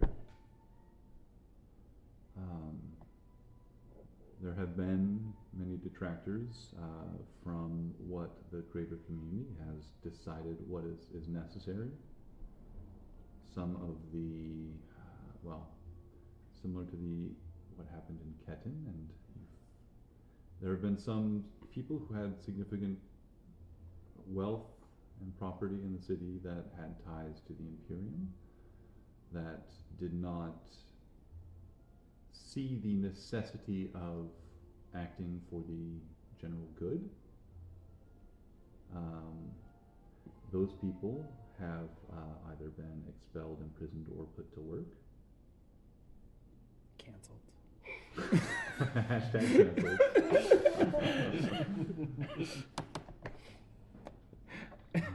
When you say put to work, do you mean as agents against the Imperium? Oh no, they are Mining the camps. there were some people who believed that our city's destiny was better secured through close alignment with the Imperium. Those people were given the opportunity to leave. Some, it was found, decided to keep those opinions secret and remain in the tent city. We believe we have found most of them at this point. those people are working to secure our community's future. Some of them have been given an opportunity to work up at the quarry. Some have even joined Eric Bastard's Rangers. But all have their needs met and are participating members of our community. It seemed better than imprisoning or executing them. These are people you will understand we're actively trying to make contact with the Imperium to sabotage our efforts here. As I said, it has not been a road without its bumps. And what level of assurance do you have that they're not still plotting against? None but the observation of those we can trust around them. We're hopefully removing most opportunity for them to affect anything against us. Yeah. I mean, we can only do so much. And I agree that execution or imprisonment seems foolhardy. We think that, well, the current plan is once the coming calamity has been resolved, that we can once again give those people an opportunity to leave or to stay as full citizens. But in the meantime, they have chosen to work against us, to work actively against us, and we don't see very many other options. I mean, I guess just knowledge of their presence is about all we can hope for at this point. What? Like, knowledge of their presence is probably about all we can hope for at this point, and keeping tabs on what they do. Oh, we're more than keeping tabs on them. They're under supervision Yeah. at all times. Vodka kind of just like grunts or like kind of whispers to you, says, taking a lot more manpower to keep eyes on than it would have been to just be done with it.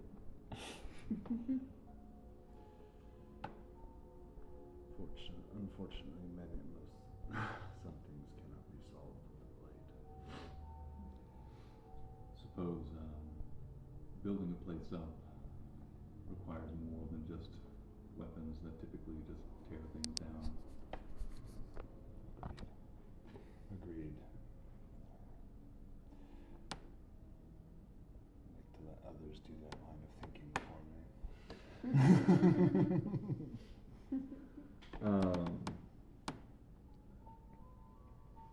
Brindy Felspar speaks next and says that the fortunes of Ketin are also looking good.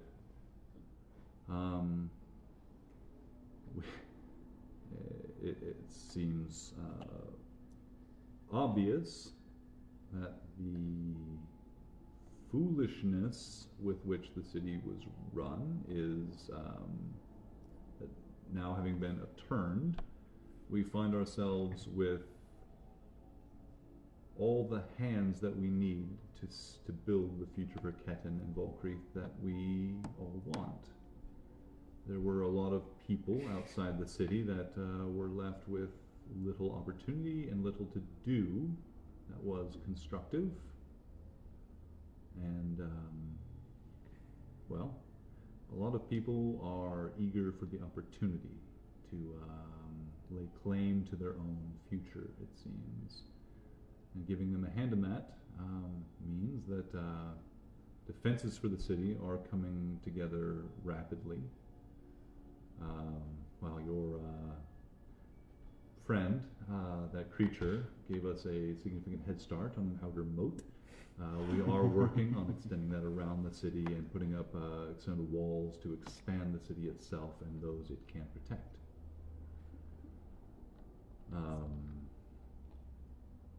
My people have been working with the Hearthkeeper, or speaking with it, or Forge Tender, I think is what it was. The Forge Tender. And we have a decision to make. Our people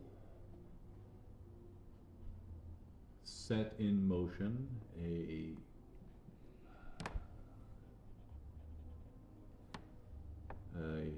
geologic and arcane process that will result in a great treasure being revealed beneath the city of Ketin. A substantial vein of mithril.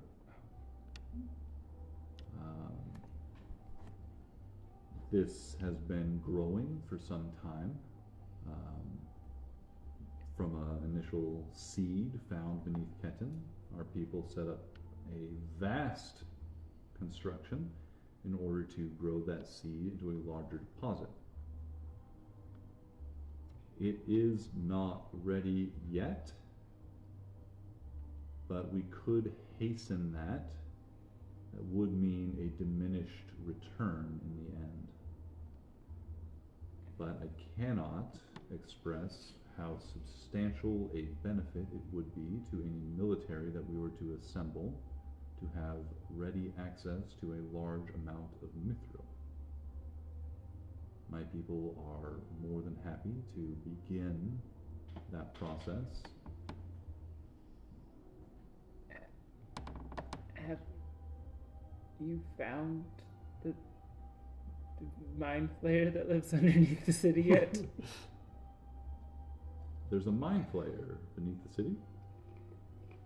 I mean, what's a we're mind flayer? fairly That certain sounds there's bad. death underneath the city, right? Like,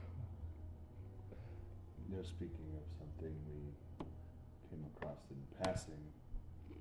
Like a rumor or something that we heard. there were Dwergar down? No. What was down there? There's something underneath the city. There was a vision. I think there was like a vision of something that. Did we take a rest down there? I can't remember. There was something going deep under the city. We could have gone there, or we could have gone to the Telvis estate, and we chose to go to Telvis. And I think it was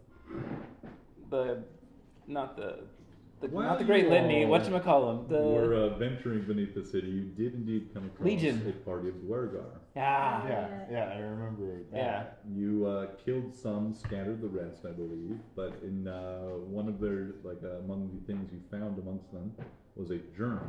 And one of them had this journal where they had been drawing this Madness. crazed, maddened thing, this rough portrait, page after page of this that was this monstrous looking creature that some would identify as a mind flayer. I think Nibbles still has it. Okay. I distinctly remember making this decision. I just didn't remember. I think Mark mentioned it in passing when Dakota and I were like, well, let's just do that. While much meta conversation was had with the delight in derailing a game. We chose not to. I made it clear that, you could do that. You have literally no idea how far down or far away or in what direction that thing is. You're welcome to try. Well, I feel like you should know that somewhere underneath the city is something dangerous. Legion may be able to help, but be careful. Legion may not be the only one who can provide some help here. Elamine says, as they reach their long arms up on the table and then stand. Creepy ass creeper. Does Squilla get a sense of what Almain is? Or any... There's some glamour there. You know, there's like definitely like once you recognize that, I think you would begin to recognize like the weirdness of their emotion. Like there's like this strange thing where your brain is trying to like make sense of something where it doesn't quite fit. Yeah.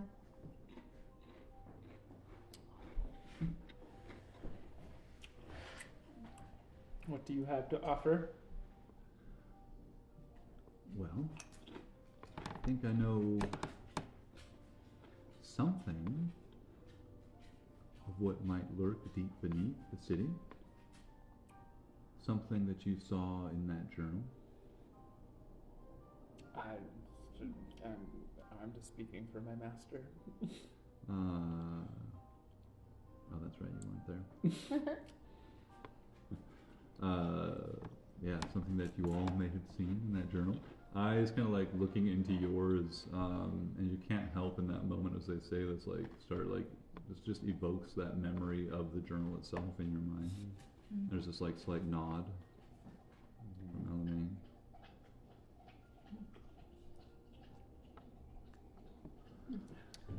How would you know this? And how did you know about my sword? No. It's a Now? perfect No? time. Okay. There are things your people have forgotten. Whose people? All conscious beings of this world.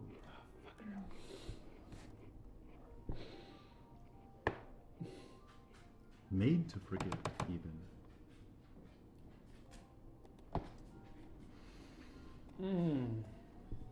You've come across, I think, cousins of mine, you might say. I'm slowly pulling my sword out of the scabbard. They just like slowly extend their long arms out in this open, kind of vulnerable position and says to you, I understand your suspicion. Please, allow me to, well, first, let you see me as I am, and then we can continue in earnest. Xerox is very intently looking at Alamein at this point. Is there food there? There's food on the table for sure. Gray is all Just doesn't realize what's going on. He's just picking out. It's like taking moments to feed food to your bugs Yeah. that are crawling out of your fancy boy He's clothes. just like grabbing like a drumstick and dropping it.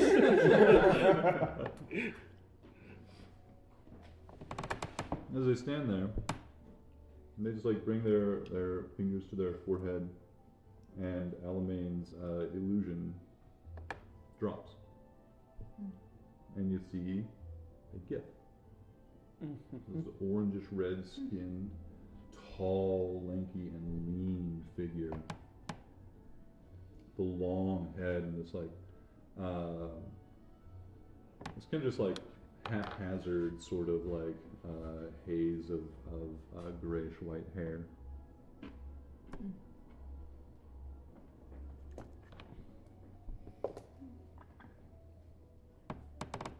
Gray looks up from eating, sees someone new. Hi, I'm Gray. Hi, we've met. I'm still Alamein.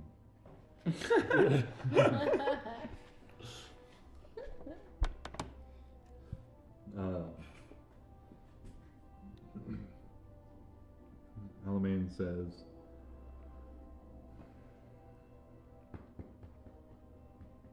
that creature that you saw in the journal is one of a member of a species more related to mine than to yours. We don't come from this place originally, and some of us don't like it here.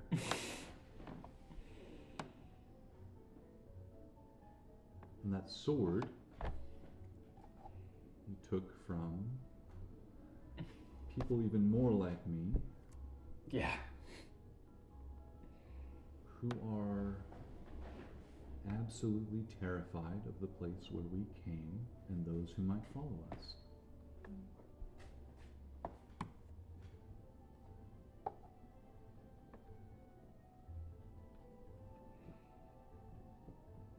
Cousins of yours. You might say. Do you know why they were after the ship?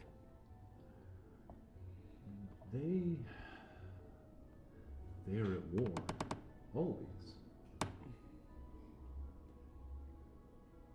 Well, we, like them, and the monster in the book,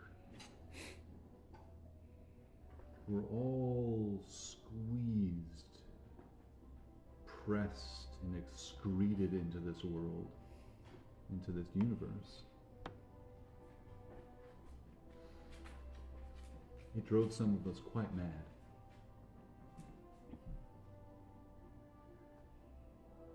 I have spent my entire life here, but my ancestors came from some other place.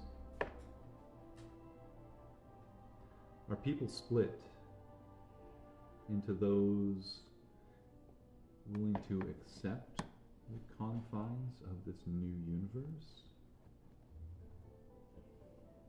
and willing to give its fate to those who already lived here.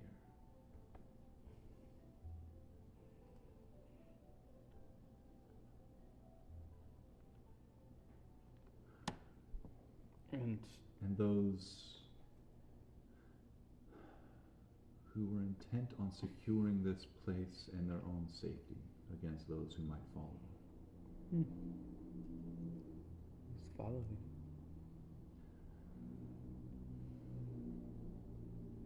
Imagine a pond of inconceivable size, filled with tiny, murky life, as well as great strands of kelp, as well as great, dark creatures swimming in the water.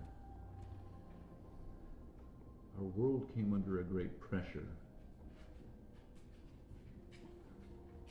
and those of us smallest and most willing to bend were squeezed through its cracks into your own. We were insects in our realm, while great unimaginable beasts walked its worlds, strode across its cosmos.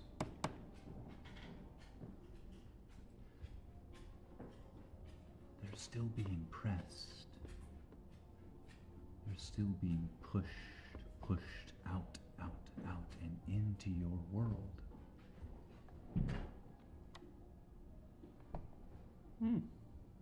So bigger things might get pushed through. Yes. And might get squeezed so much that they choose to come through. Build wall.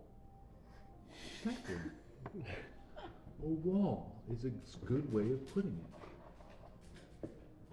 The others,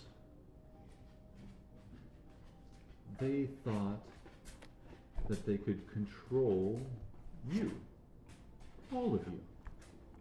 They thought that they could take memories out of your minds, out of your histories, and this world would go dark, keeping them safe, keeping it safe. Hey, Chad. Got a live one here.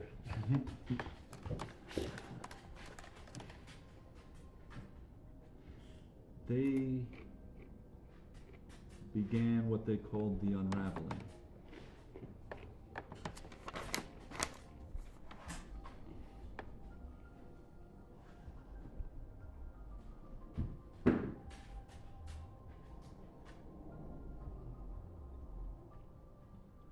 This was long before my time, but they pulled the strings of your memories across the entire world,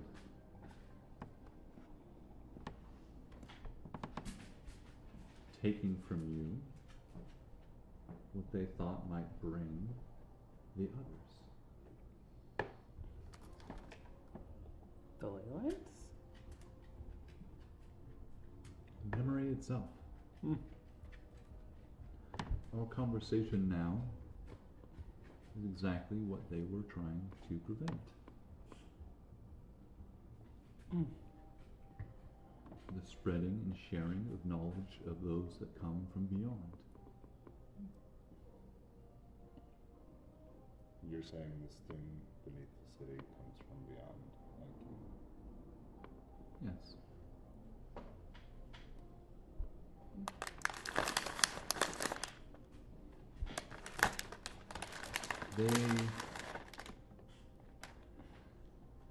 When we were pressed into this realm, we were forced to accept or reject the forms and clothing that this world would put on us. This form, natural to me, was once alien to my ancestors as they came into this place. Some of us accepted that change and became the Githzerai.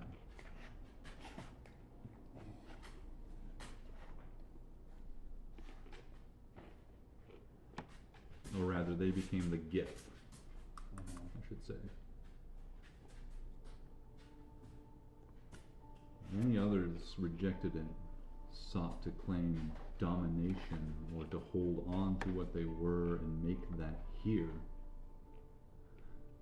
But it's impossible. Where we came from is said to be irreconcilable with your worlds. And they rejected the change, and how those creatures, which are called mind flayers, are dependent on the very light that they've sought to snuff out, to hide. Every one of your lives, your consciousness, it's like a candle in the darkness to those who come from beyond. The flayers now have to consume it to survive. We Gith have learned and maybe limited ourselves in such a way that allows us to be ourselves independently.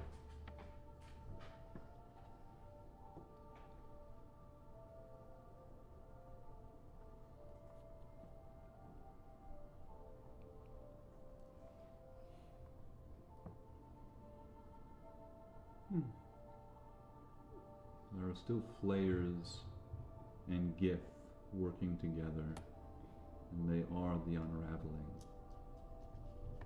And the more you know, the easier it will be for them to find you.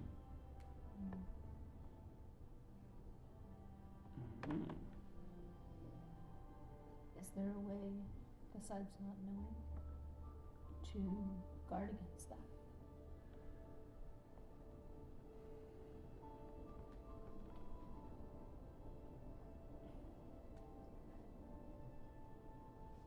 My people have, those of us who have remained here, have siloed what we know among different members. I believe I was brought here and was prepared to give you what I have. I don't have much else to tell you. But I can tell you this. There are others like me in your world that are waiting to provide you more information.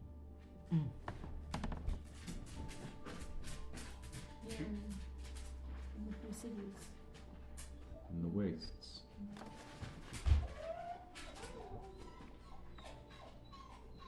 Why hope? Well, I like being alive, and I like other things being alive too. If those that follow us come here, they will consume and exterminate all life and make it into their own. That is what they do. That's balance.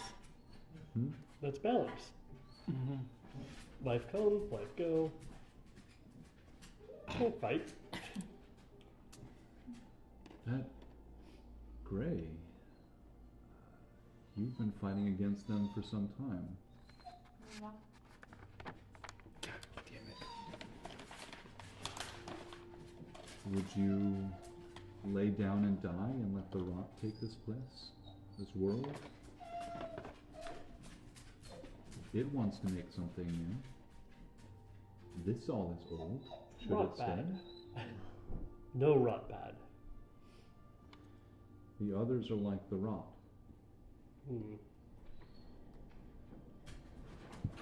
Bad.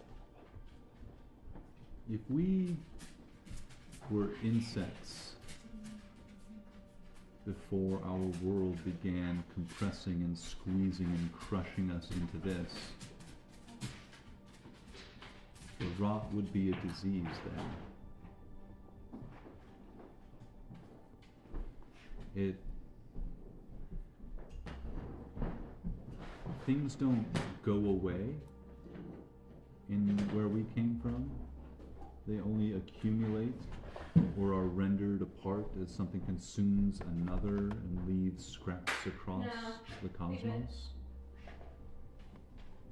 The rot in our realm was nothing more than what would come and clean those scraps, consume them, break them down so that something new could be used or consumed or brought to life. It will stop at nothing here in your world to do the same, to consume all it can, to make it fertile for others like me or my people, those outsiders to come.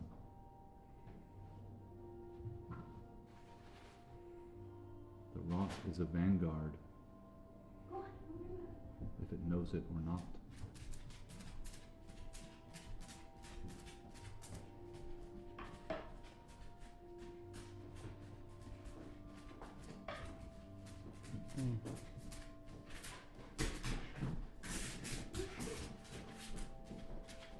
So the rot is like things from your world.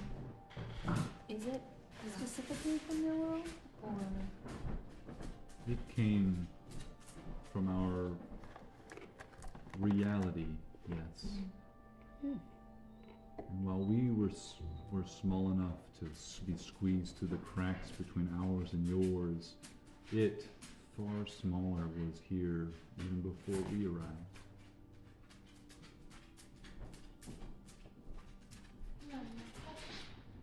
So, if something with good intent could feed on the rot, that might be a way to consume it or get rid of it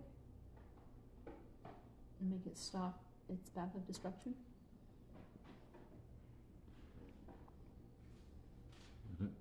The intention doesn't matter. Its intention doesn't matter in this case. It will learn to consume anything it comes across given time.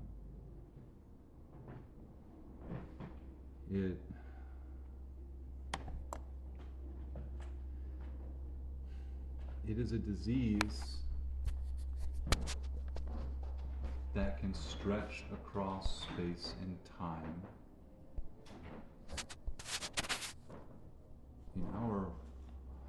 It's confusing.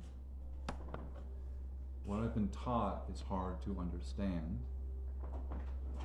I've only ever experienced time as you have in this world. The stories say that the rot is like a disease.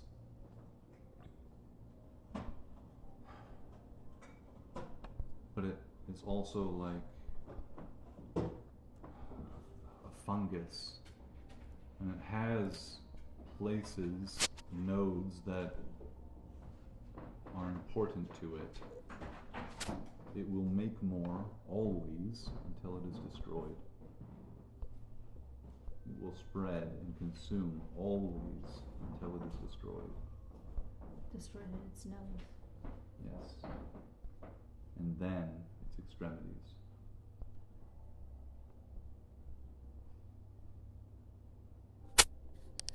What are nodes? That, I think, is for you to find out. With the Atlas.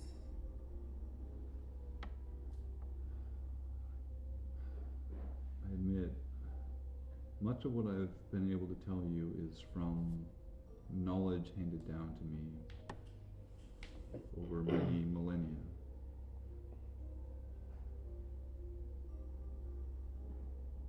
If your people seen Chippy before.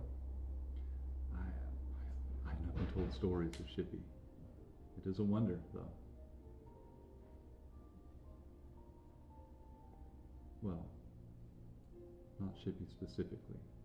I have heard stories of immense power of the arcane practitioners of this world, creating ships that could take them beyond this planet.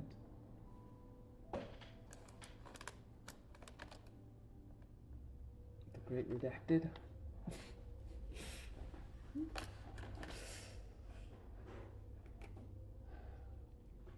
And the last, that does bring me to the last warning I have for you.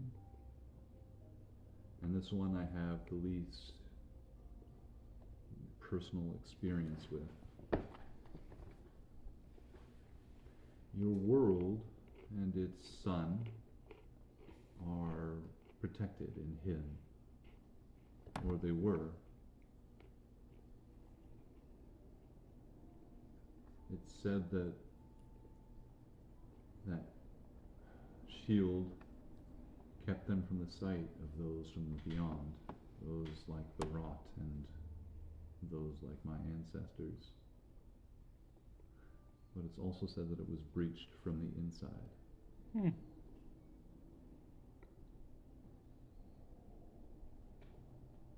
And once it was breached, it's just a matter of time before they come for this place.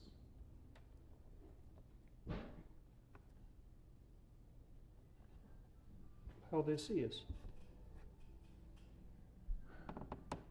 By every little beautiful moment of life you live, every thought and laugh in your mind, but most importantly, they see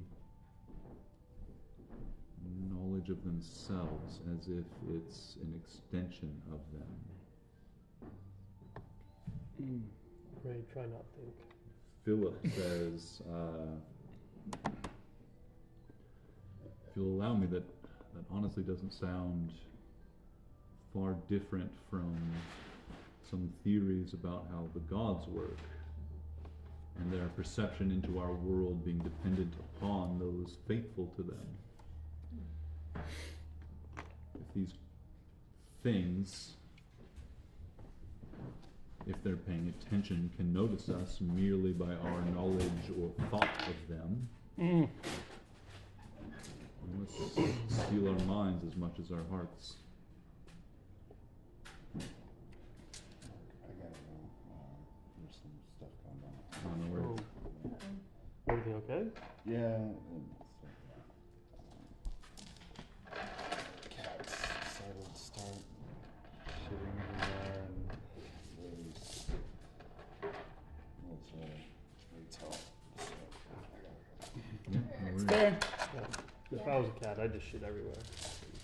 Fucking cats, man. You guys can keep going. I'll catch up and Cool. Keep you posted. Yeah. You guys want to take a quick 5? Yeah. 5 or 10?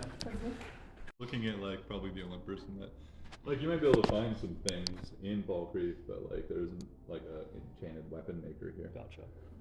Aside from the visiting Alamein. Ball Creek is a very small town. Yeah. What do you need? There's a item called a moon sickle that's really badass for druids and rangers. It adds a +1 to your spell attack, also your DC. Jesus. And Gray does not have a particularly good DC, but it also require him to hold this instead of using his bow. So in Trade-off. in certain situations where Gray is going to be a caster, it makes more sense for him to have this rather than the bow. So then getting rid of it, I don't know. It's something of interest. Okay. I mean, in typical situations, I wouldn't have any problem with you just like having a bow in 2 hands and then like pulling out your sickle, which you have at your Right. ready and using it for. Yeah.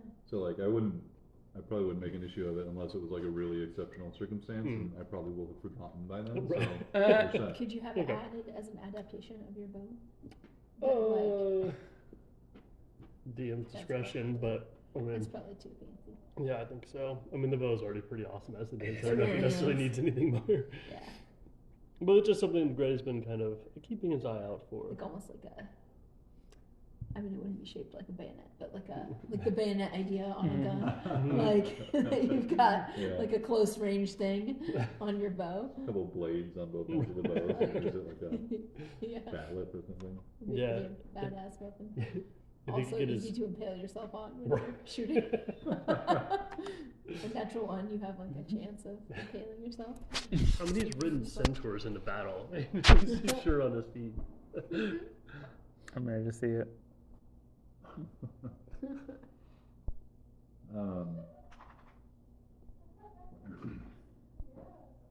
Yeah, where in the conversation did we leave off? We had Alamein. Our world was protected, but it's been reached by rot.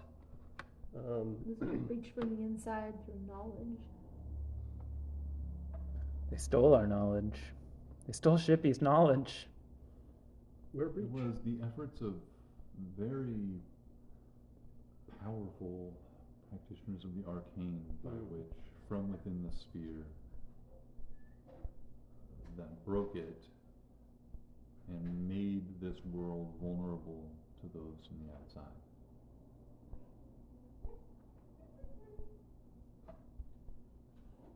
I think if you wish to protect your world permanently, you may need to restore that shield and close any breach in it.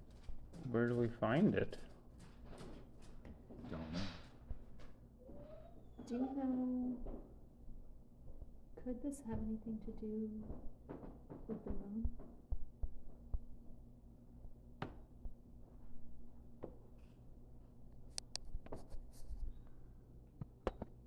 The moon?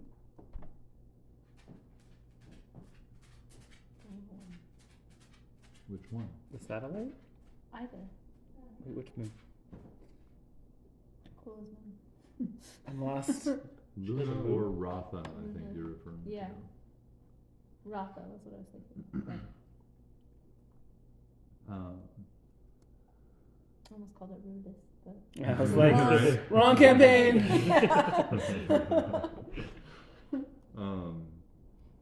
Man, season 3 has been such a trip. There's been like so many things that I've been like, I was playing this years ago. I noticed that the other day. I was looking at something. I was like, wait a minute. This is straight out of Mark's I campaign. thought that too. We got this boat like Matt months just ago. watching our stream is what's going on. Come on, He's Matt. a fan. Stealing from us. So I haven't gotten very far, but like whoever does their editing, where it's like things are repeating all the time, just drives me insane. Like You're repeating all the time? I don't know, like does it happen to you guys also? Like I've noticed it a couple times where it'd be like 5, 6 seconds or repeated. Right, Like you go or to even finish. like a minute or two, or yeah. That long? Yeah. I don't know if I've Maybe ever it's on my had that phone happen. then. I haven't noticed that. Yeah. I've noticed Okay. a few like minor ones, but I'm often like listening to that like when I'm very tired and like going to sleep and stuff. So, Half asleep a lot of yeah, times. half time I'm like, did I just fall asleep for 15 minutes of this? And need to Right. rewind. I just finished the like museum heist. That It was really good. was so good. Yeah, That's about where I'm at in the series. very cool. Very slowly trying to catch up. Yeah. That's fun. But enough about those content thieves. Yeah.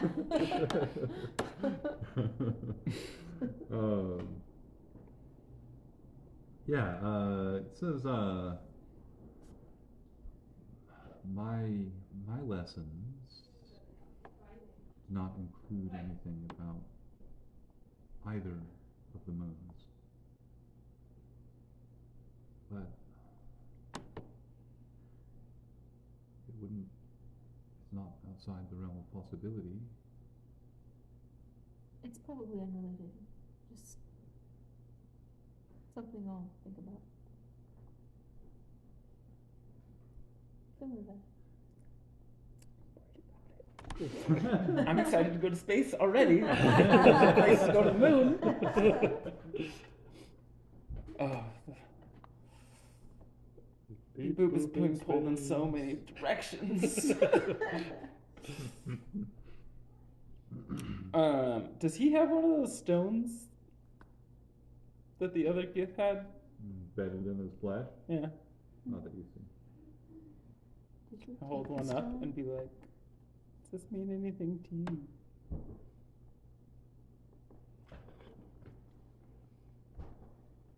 That was my brothers. I know. Said they were cousins. Cousins. That's like a- Yeah. Metaphorical cousin. I recognize the material. Your brethren had this in their flesh. Would allow them ease of travel.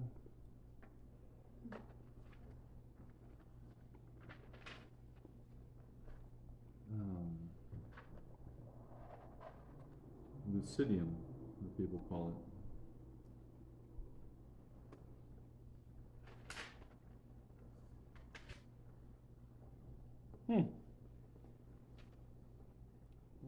Most I can gather is it connects to the one of those realms. The astral sea. Astral Sea. The Yankee fled there,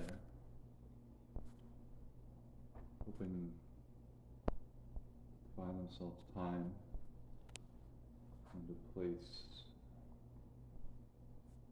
to fight back from.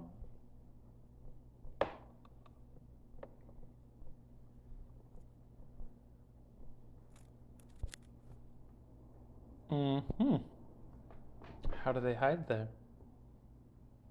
It's, from what I understand, an infinite sea of arcane space.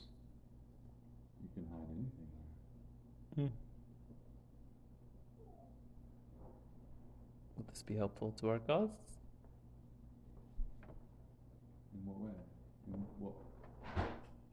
Fighting back? Would knowledge of it be helpful? What do you mean? Can we use this to close some gaps in our knowledge, or Oh, the crystal itself? yeah? Gotcha. Not the astral sea. Yeah, it's just like the knowledge of the... Yep, the whole thing. I'd say it's a powerful tool. I cannot foresee precisely when it may be of use to you, but it could be of great use. If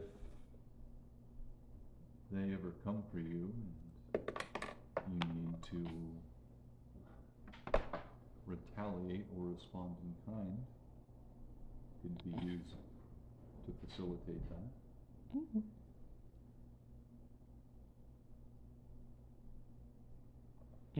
And if you wanted to give it up for something as mundane as this, materials such as this can be used to effect great enchantments on items, on weapons and armor.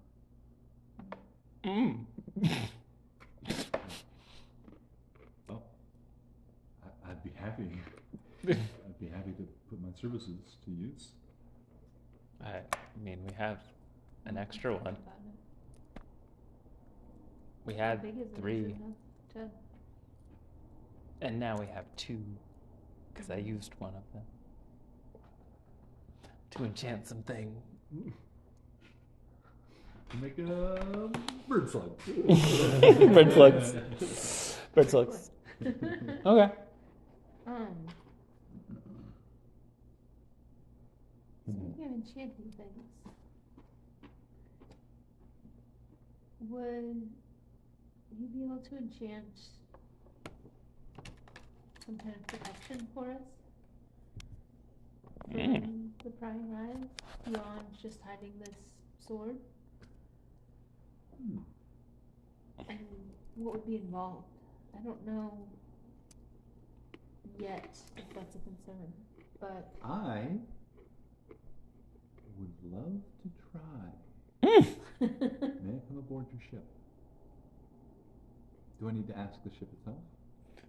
How does that work? Oh, we can let you on ship. I'll give this guy like a quick insight check. Just Absolutely. I would like to. I want to 15. incite him, and that. Incite him to violence. Yeah. I also would like, and I kind of mentioned this earlier, but it's fine if it's now. I'd like to just sort of again look around with my magic, detect magic, and just sort of check for stuff. Okay. Specifically scrying or any magic that's out of place that isn't just expected on the parties involved. Yeah. You begin looking around for any magical activity. 15 on your insight.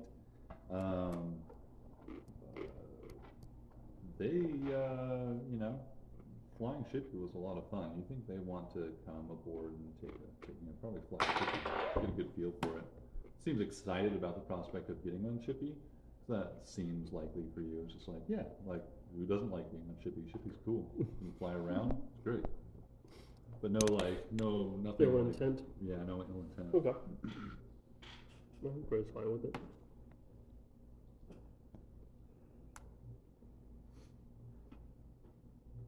You, as you use your detect magic, you see on a tent wall of this pavilion, which like the tent like flaps kind of like go in like halfway down to the ground. There is, as people are speaking around you, you see this kind of like weird, like looks like some kind of oval shapes are kind of like overlaid over each other. And as people are speaking, you can see them just like rippling. And you quickly discern that this is some kind of scrying spell that's listening. I'm gonna see if there's something physical to it. Magic. All magic? Okay. Someone's listening in on this I'm conversation, gonna- is that correct? What it seems.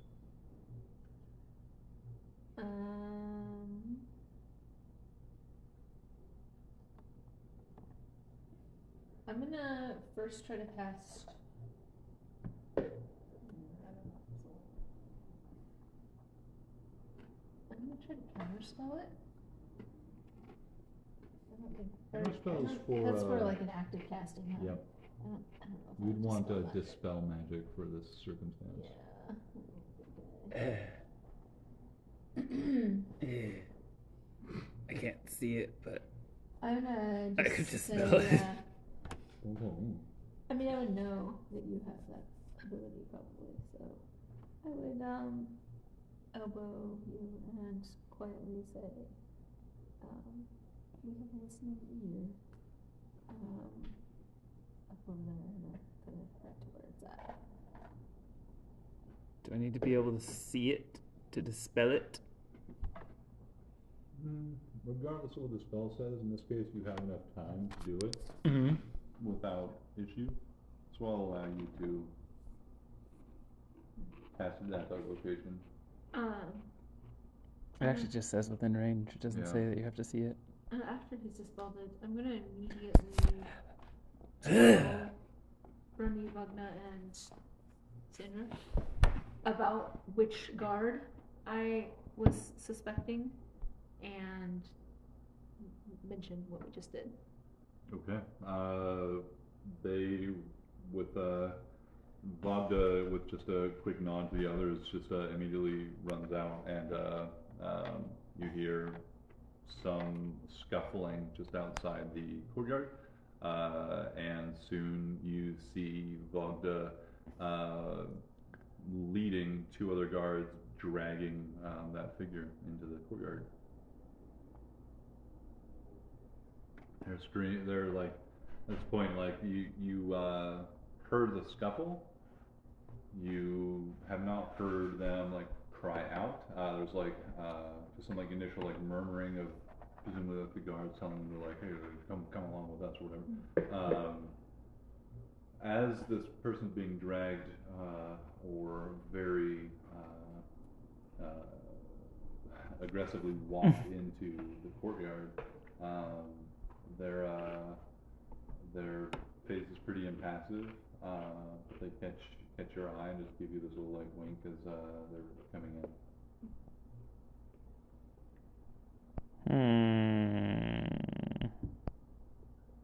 I had a feeling you had another means of listening in. Does he have any magical items on him? Yeah, I didn't mention I could take magic pistol. You can do that at will. You can detect Yeah. magic anytime you want. Yeah. Are you inspecting magically as well? No, but I kind of want to strip him to see if he has any tattoos on him. Gray's gonna throw a handful of bugs on him. Yes. Nice. Just for good measure. The squirming this figure does as the bugs are like crawling over their body helps as with the disrobing process. You remove their clothes. And I'm sorry, Carly, you were doing what? Detect magic. Detect magic. You do not see any magic on this person. You do remember that Nazira had been able to see some things with True Sight in the past. You do not see anything with Detect Magic. And as you disrobe this figure, as they do not protest, they just kind of look on passively with this like sort of slight smile on their face. You do see what looks to be. Well, actually, give me a medicine check.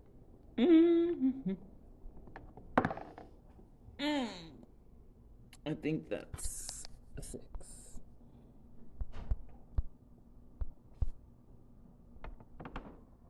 That was correct. Yeah, you see like slight scarring, pattern scarring on their body in a few places. But you can't really gather any pattern or sense to it.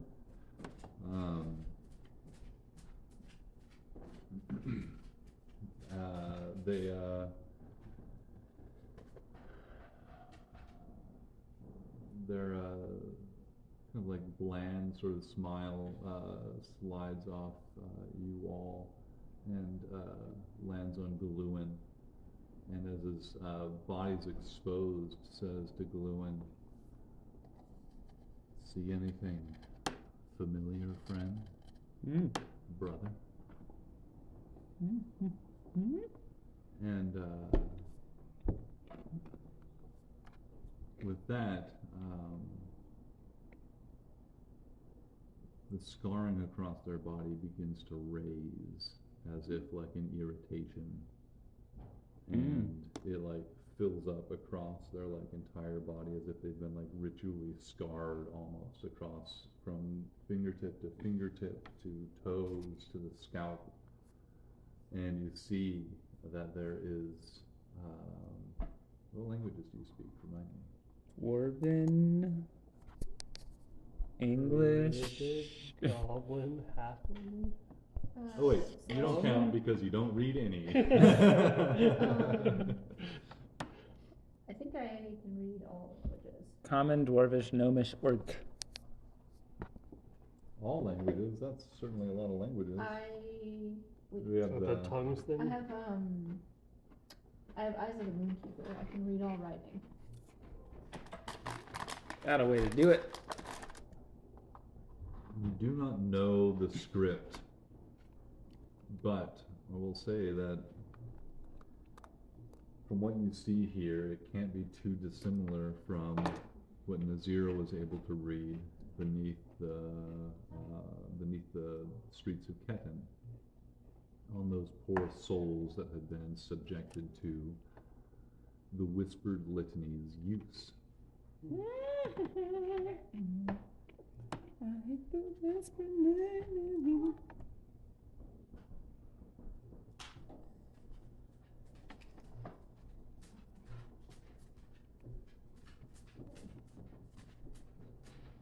Who sent you?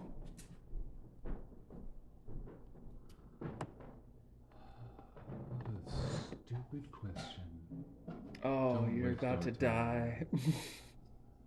Well, that would be a shame for both of us, wouldn't it? No. All right then. Kill this body. Oh, By fuck. like clipping a finger off her name. What's that sound? They sniff you and then swine. You just walked off. They're here. Hey, what? Can we do that later? I'd be happy to do it if it's later. I can use this. Oh, are you making something? I was just going to heat up some milk. Oh, But I can use this. okay.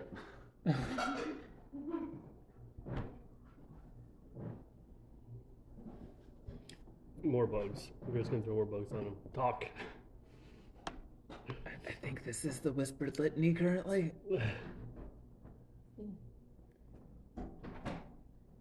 Does he react to the bugs still, or is he just ignoring them now? There's at least a veil of impassivity when it comes to physical discomfort being displayed by this body. Gotcha. As the bugs crawl across it, and in some cases bite the body. There's nothing that changes across the like kind of flat, just like this bored amusement almost, looking at Beep Boop and receiving the threats. He just starts taking the bugs back. I'll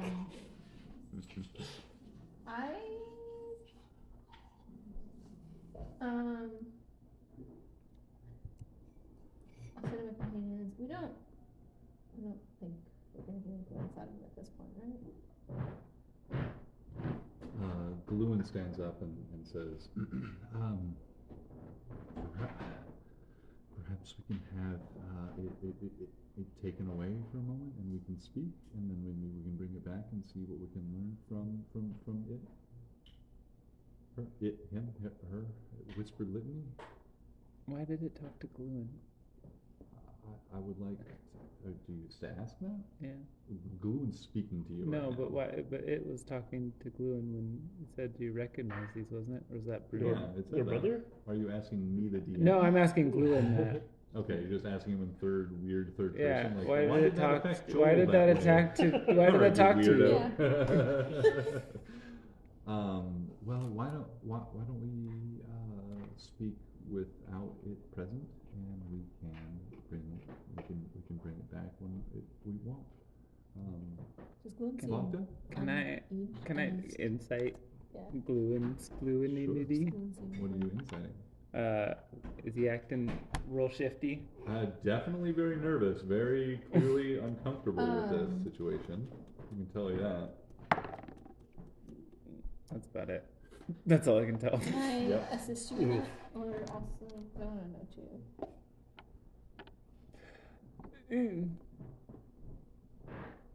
Are you, Is that okay?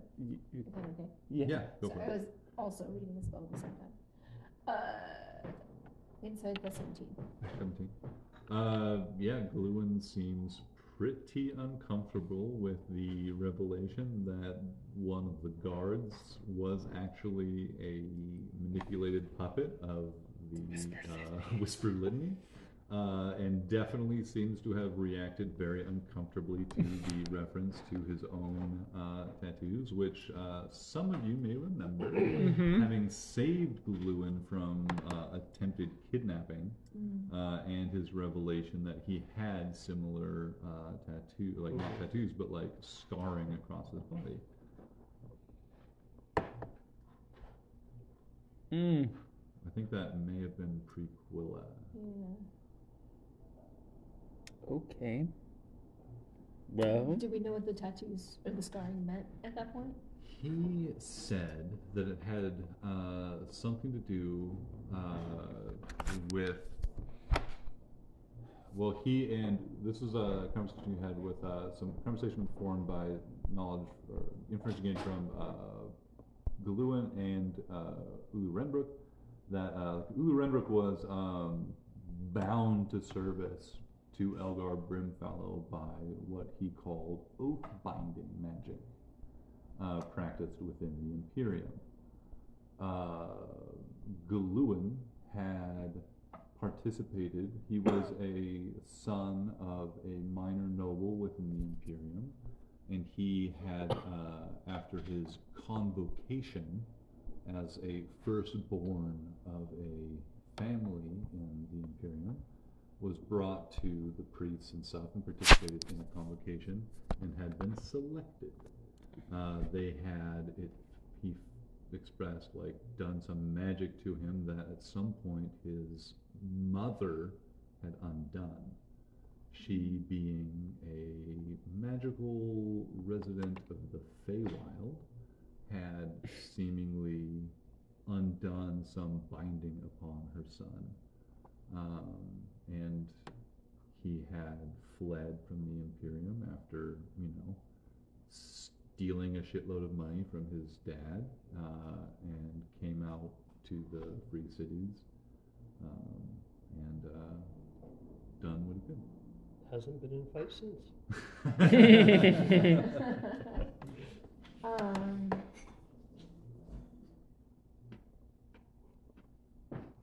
Good vow of nonviolence. He's a paladin of pacifism. He's actually incredibly powerful, but can't use it. Yeah. I'll cast mental prison on our friend, so that they can't hear or see anything past it. I mean, the guard, not. Yeah, is there a save for that? There probably is.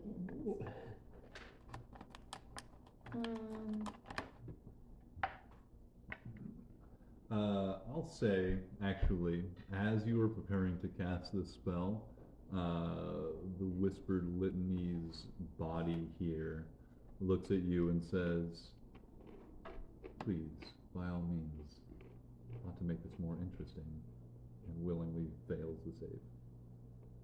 Okay. Yeah. I hate those devils. So they take some psychic Who damage, else to deal with but them? they also. Whoa, take damage too? Alright, I mean, she'll soak it. it's unfortunately just Spend a the penny. nature of the spell, but the hope was that it was targeting the Whispered Litany, not our weak little guard. But yeah, 5 to 10. It's a funny distinction.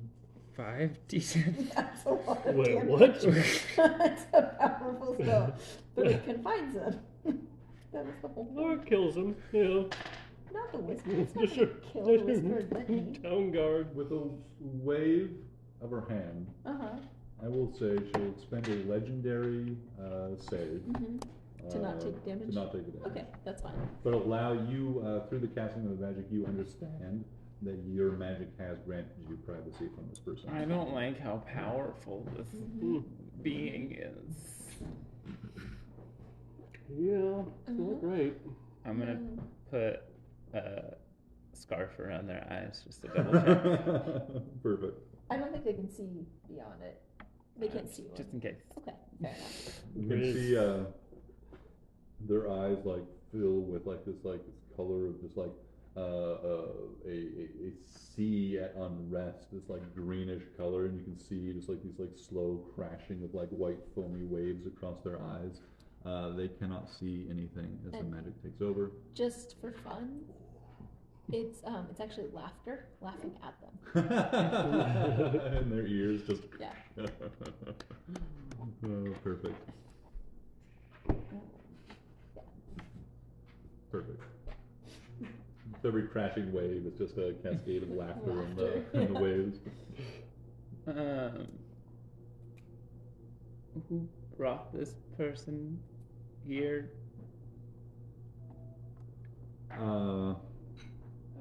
He asked out loud to everybody. This is Krella, Brundi, and Vocenti and Alamein all say he's accompanied us from Ketin. It is a great failing that we didn't see this. Yeah. Look for Scar. It's not bad advice. Brundi Brundi looks particularly, just not embarrassed, but just like horrified at this breach of security. I suspected him, and I should have been more upfront with my concerns, though I didn't expect this exactly. Vocenti says, we are a little bit outside our depth when it comes to these creatures. Galuin, please share what you know. And Galuin sighs and he says, just to bring everybody up to speed, my father is related distantly to the crown of the Gwengold Imperium. I was selected for the convocation in the Imperium, which brings a ritual that brings firstborn children of noble and minor nobility, and puts them before priests to see if they've been chosen to serve the Imperium, serve the crown, serve the five divines, all that stuff. Oath keepers? No. No, those are American fascists. That's right. That's right. I mean, patriots. There are peacekeepers and peacemakers, which are kind of like the secret police that oversee the Imperium. I was chosen, and many of the children weren't affected by it, but for those of us that were, it was like a roiling in our blood. And I can't describe it as anything other than just being boiled from the inside. All of us, at least, think we passed out, and the next thing we remember was being back at home. But when my mother came, she told me that I had been bound to the service of the Imperium, and she said that a monster lay at its heart.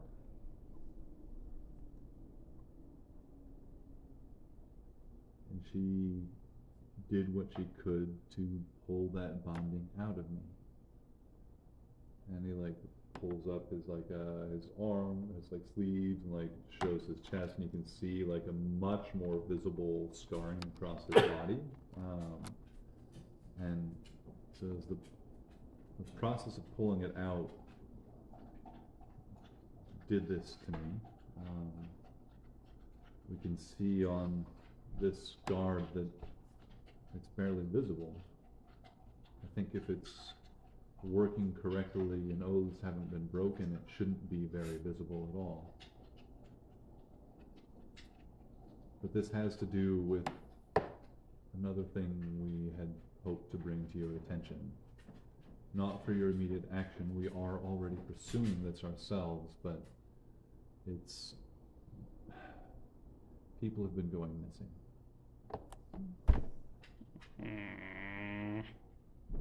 People always missing. It's true, and with the recent calamities, it's been very difficult to be completely certain on who is missing, who has moved on, who is dead, and what else.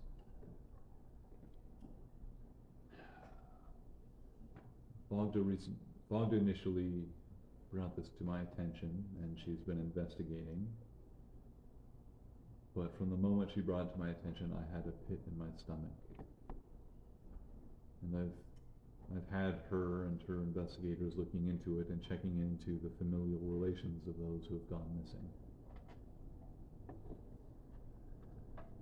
All of them can at least, well, I believe Vogda, you said 26 confirmed can be traced to the Gwengold bloodline.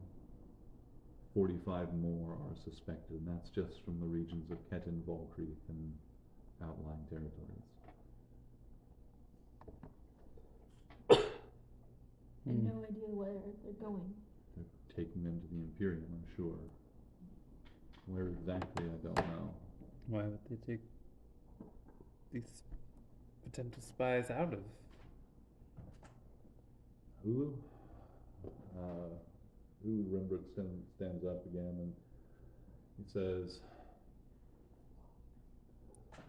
oath-binding magic within the Imperium is officially disallowed. Is, however, employed through the state, binding those to its service.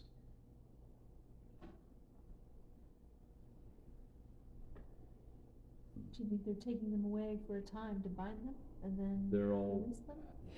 it's not just that. Oath-binding magic is powered, it's much the same as another forbidden magic of blood magic. There is power in life, and magic that binds that power is ill-favored among good people.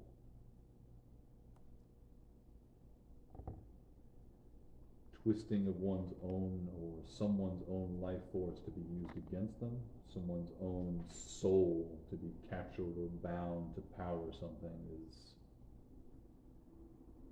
it's anathema to those who truly serve the five divines and other gods of goodness.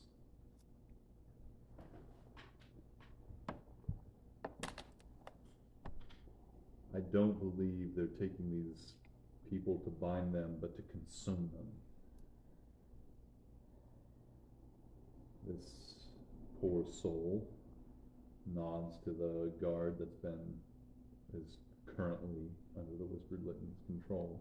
Has already been stripped and made a vessel. If what your reports from your earlier encounters ring true, they may need more vessels, or they may need the power contained within them. I don't think they need more spies. See how easily even she just walks amongst us.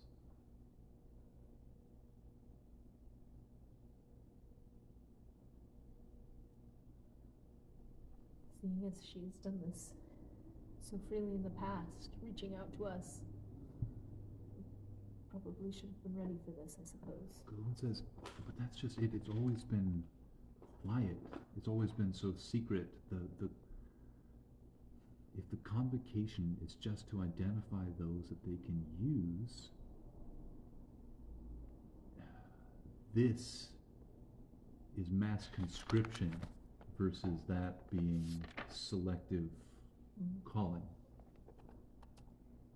This feels like desperation to me, or them preparing for something truly terrible. Gathering strength before the storm. Just like we're trying to do.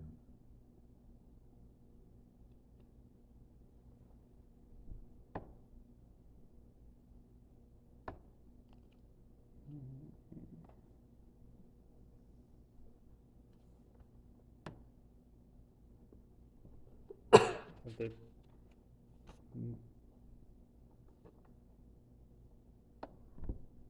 don't like this. Beep boop, you look like you've had something to say, and you're close to Nibbles, who's always been insightful on these matters.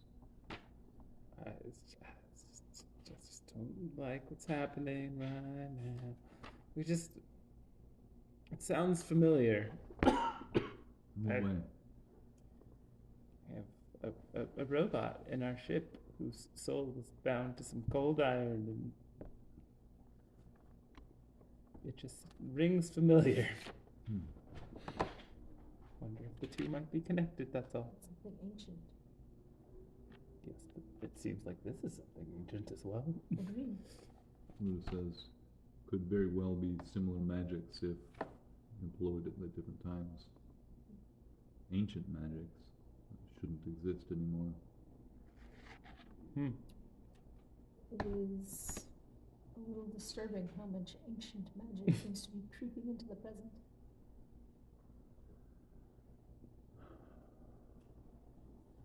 Elamaine says,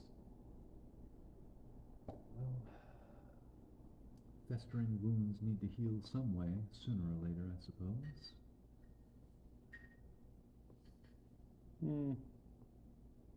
Can they heal without destroying the whole body? It's for the body to decide.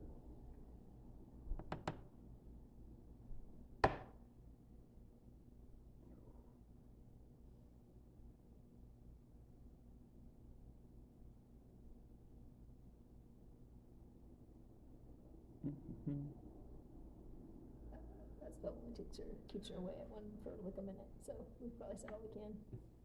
For a minute? Yeah. Can you cast it again? Yeah, I can. No. I don't think I can, actually. Oh, God. Shoot. Kill it with fire. Yeah, only... Because it's Mystic Arcanum. I think I can only cast it one time a day. Oh, Whispered One, what do you want here? Make it quick. It seems you all have become more active players in this great game than you were before. Let's congratulate you. Very impressive work you've all done. Begun to see how much bigger this is than all of you. It's too much to bear, I'm sure. We've been dealing with this for so much longer than you. And I just come to say that we needn't work in opposition. We're beginning to see that we have shared enemies. Enemies that would seek to swallow our whole world in darkness. We stand against those enemies. And we're the only ones that have the courage to do it. And the strength. Your gods failed you all those millennia ago. The strength of your own people just brought more destruction. Please, you have a chance for this all to go smoothly. We can put an end to this strife. The gods of death want to consume you all under their shadow. And these monstrosities from beyond, well, no telling what they'll turn you into, what purpose they'll make of you. We want to see your kind flourish. We just know that, like domesticated animals, you just need the right place to do it. Your world can be great. Your people can be fed and happy and at peace. We'll keep you safe from what lurks beyond in the darkness.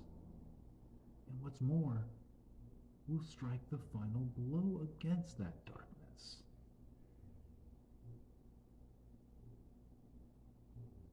There's really no reason we can't be working together. No reason. Grey no trust, whisper lippity. Lack of trust is the first thing we must all overcome, little one, before we can see the future that'll benefit us all. Work with bad and make bad. No trust.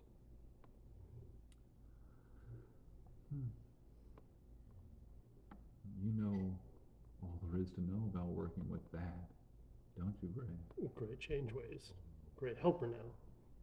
Oh, Gray. It's just going to be a repeat.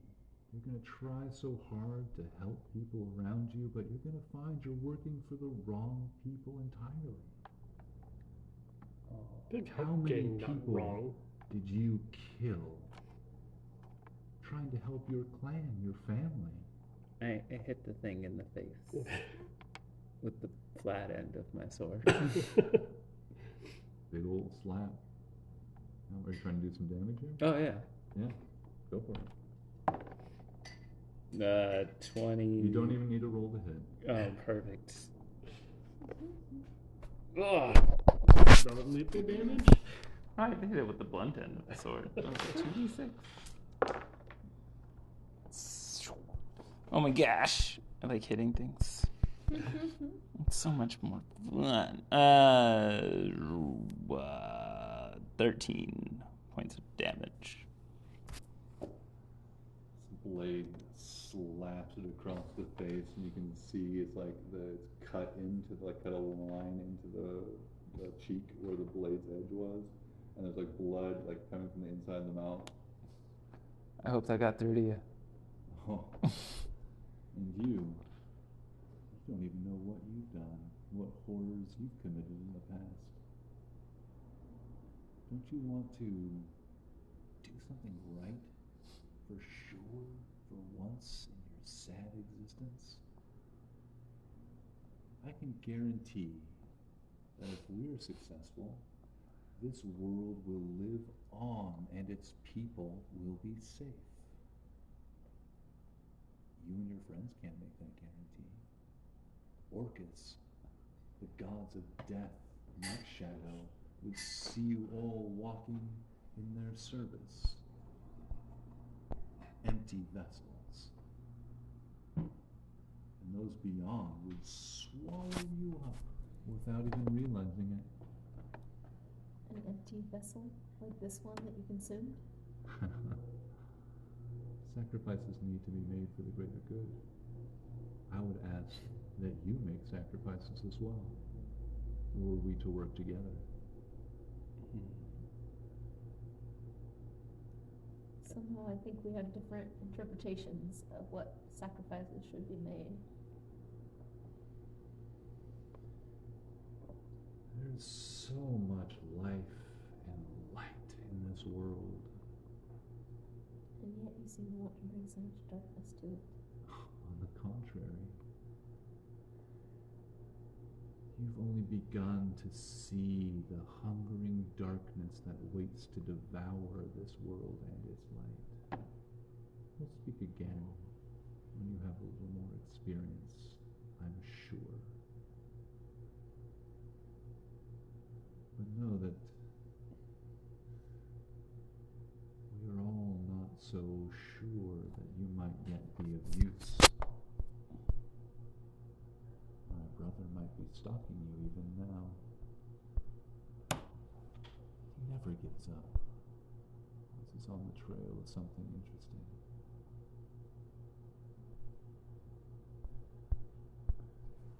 I think Nibbles will pop up from the back of the room, having been listening for a while. I feel like I've heard enough, everybody. How about you all? Neil's been hiding this entire time. Yeah. Well, if we're quite done with this, I would like to cast Disintegrate on the body of this human. But only if we're done talking. Any objections? Good enough. I cast Disintegrate at Prefer not kill. Save somehow? 8th level. I don't think he's within our realm. Voluntarily fails the save. Great. The body just erupts in this disintegration. The flat smile never leaves their face. So this kind of bemused look at you all as they just disintegrate into nothing. So what you guys been up to? And that's 9 o'clock. Right before the game. Oh my gosh.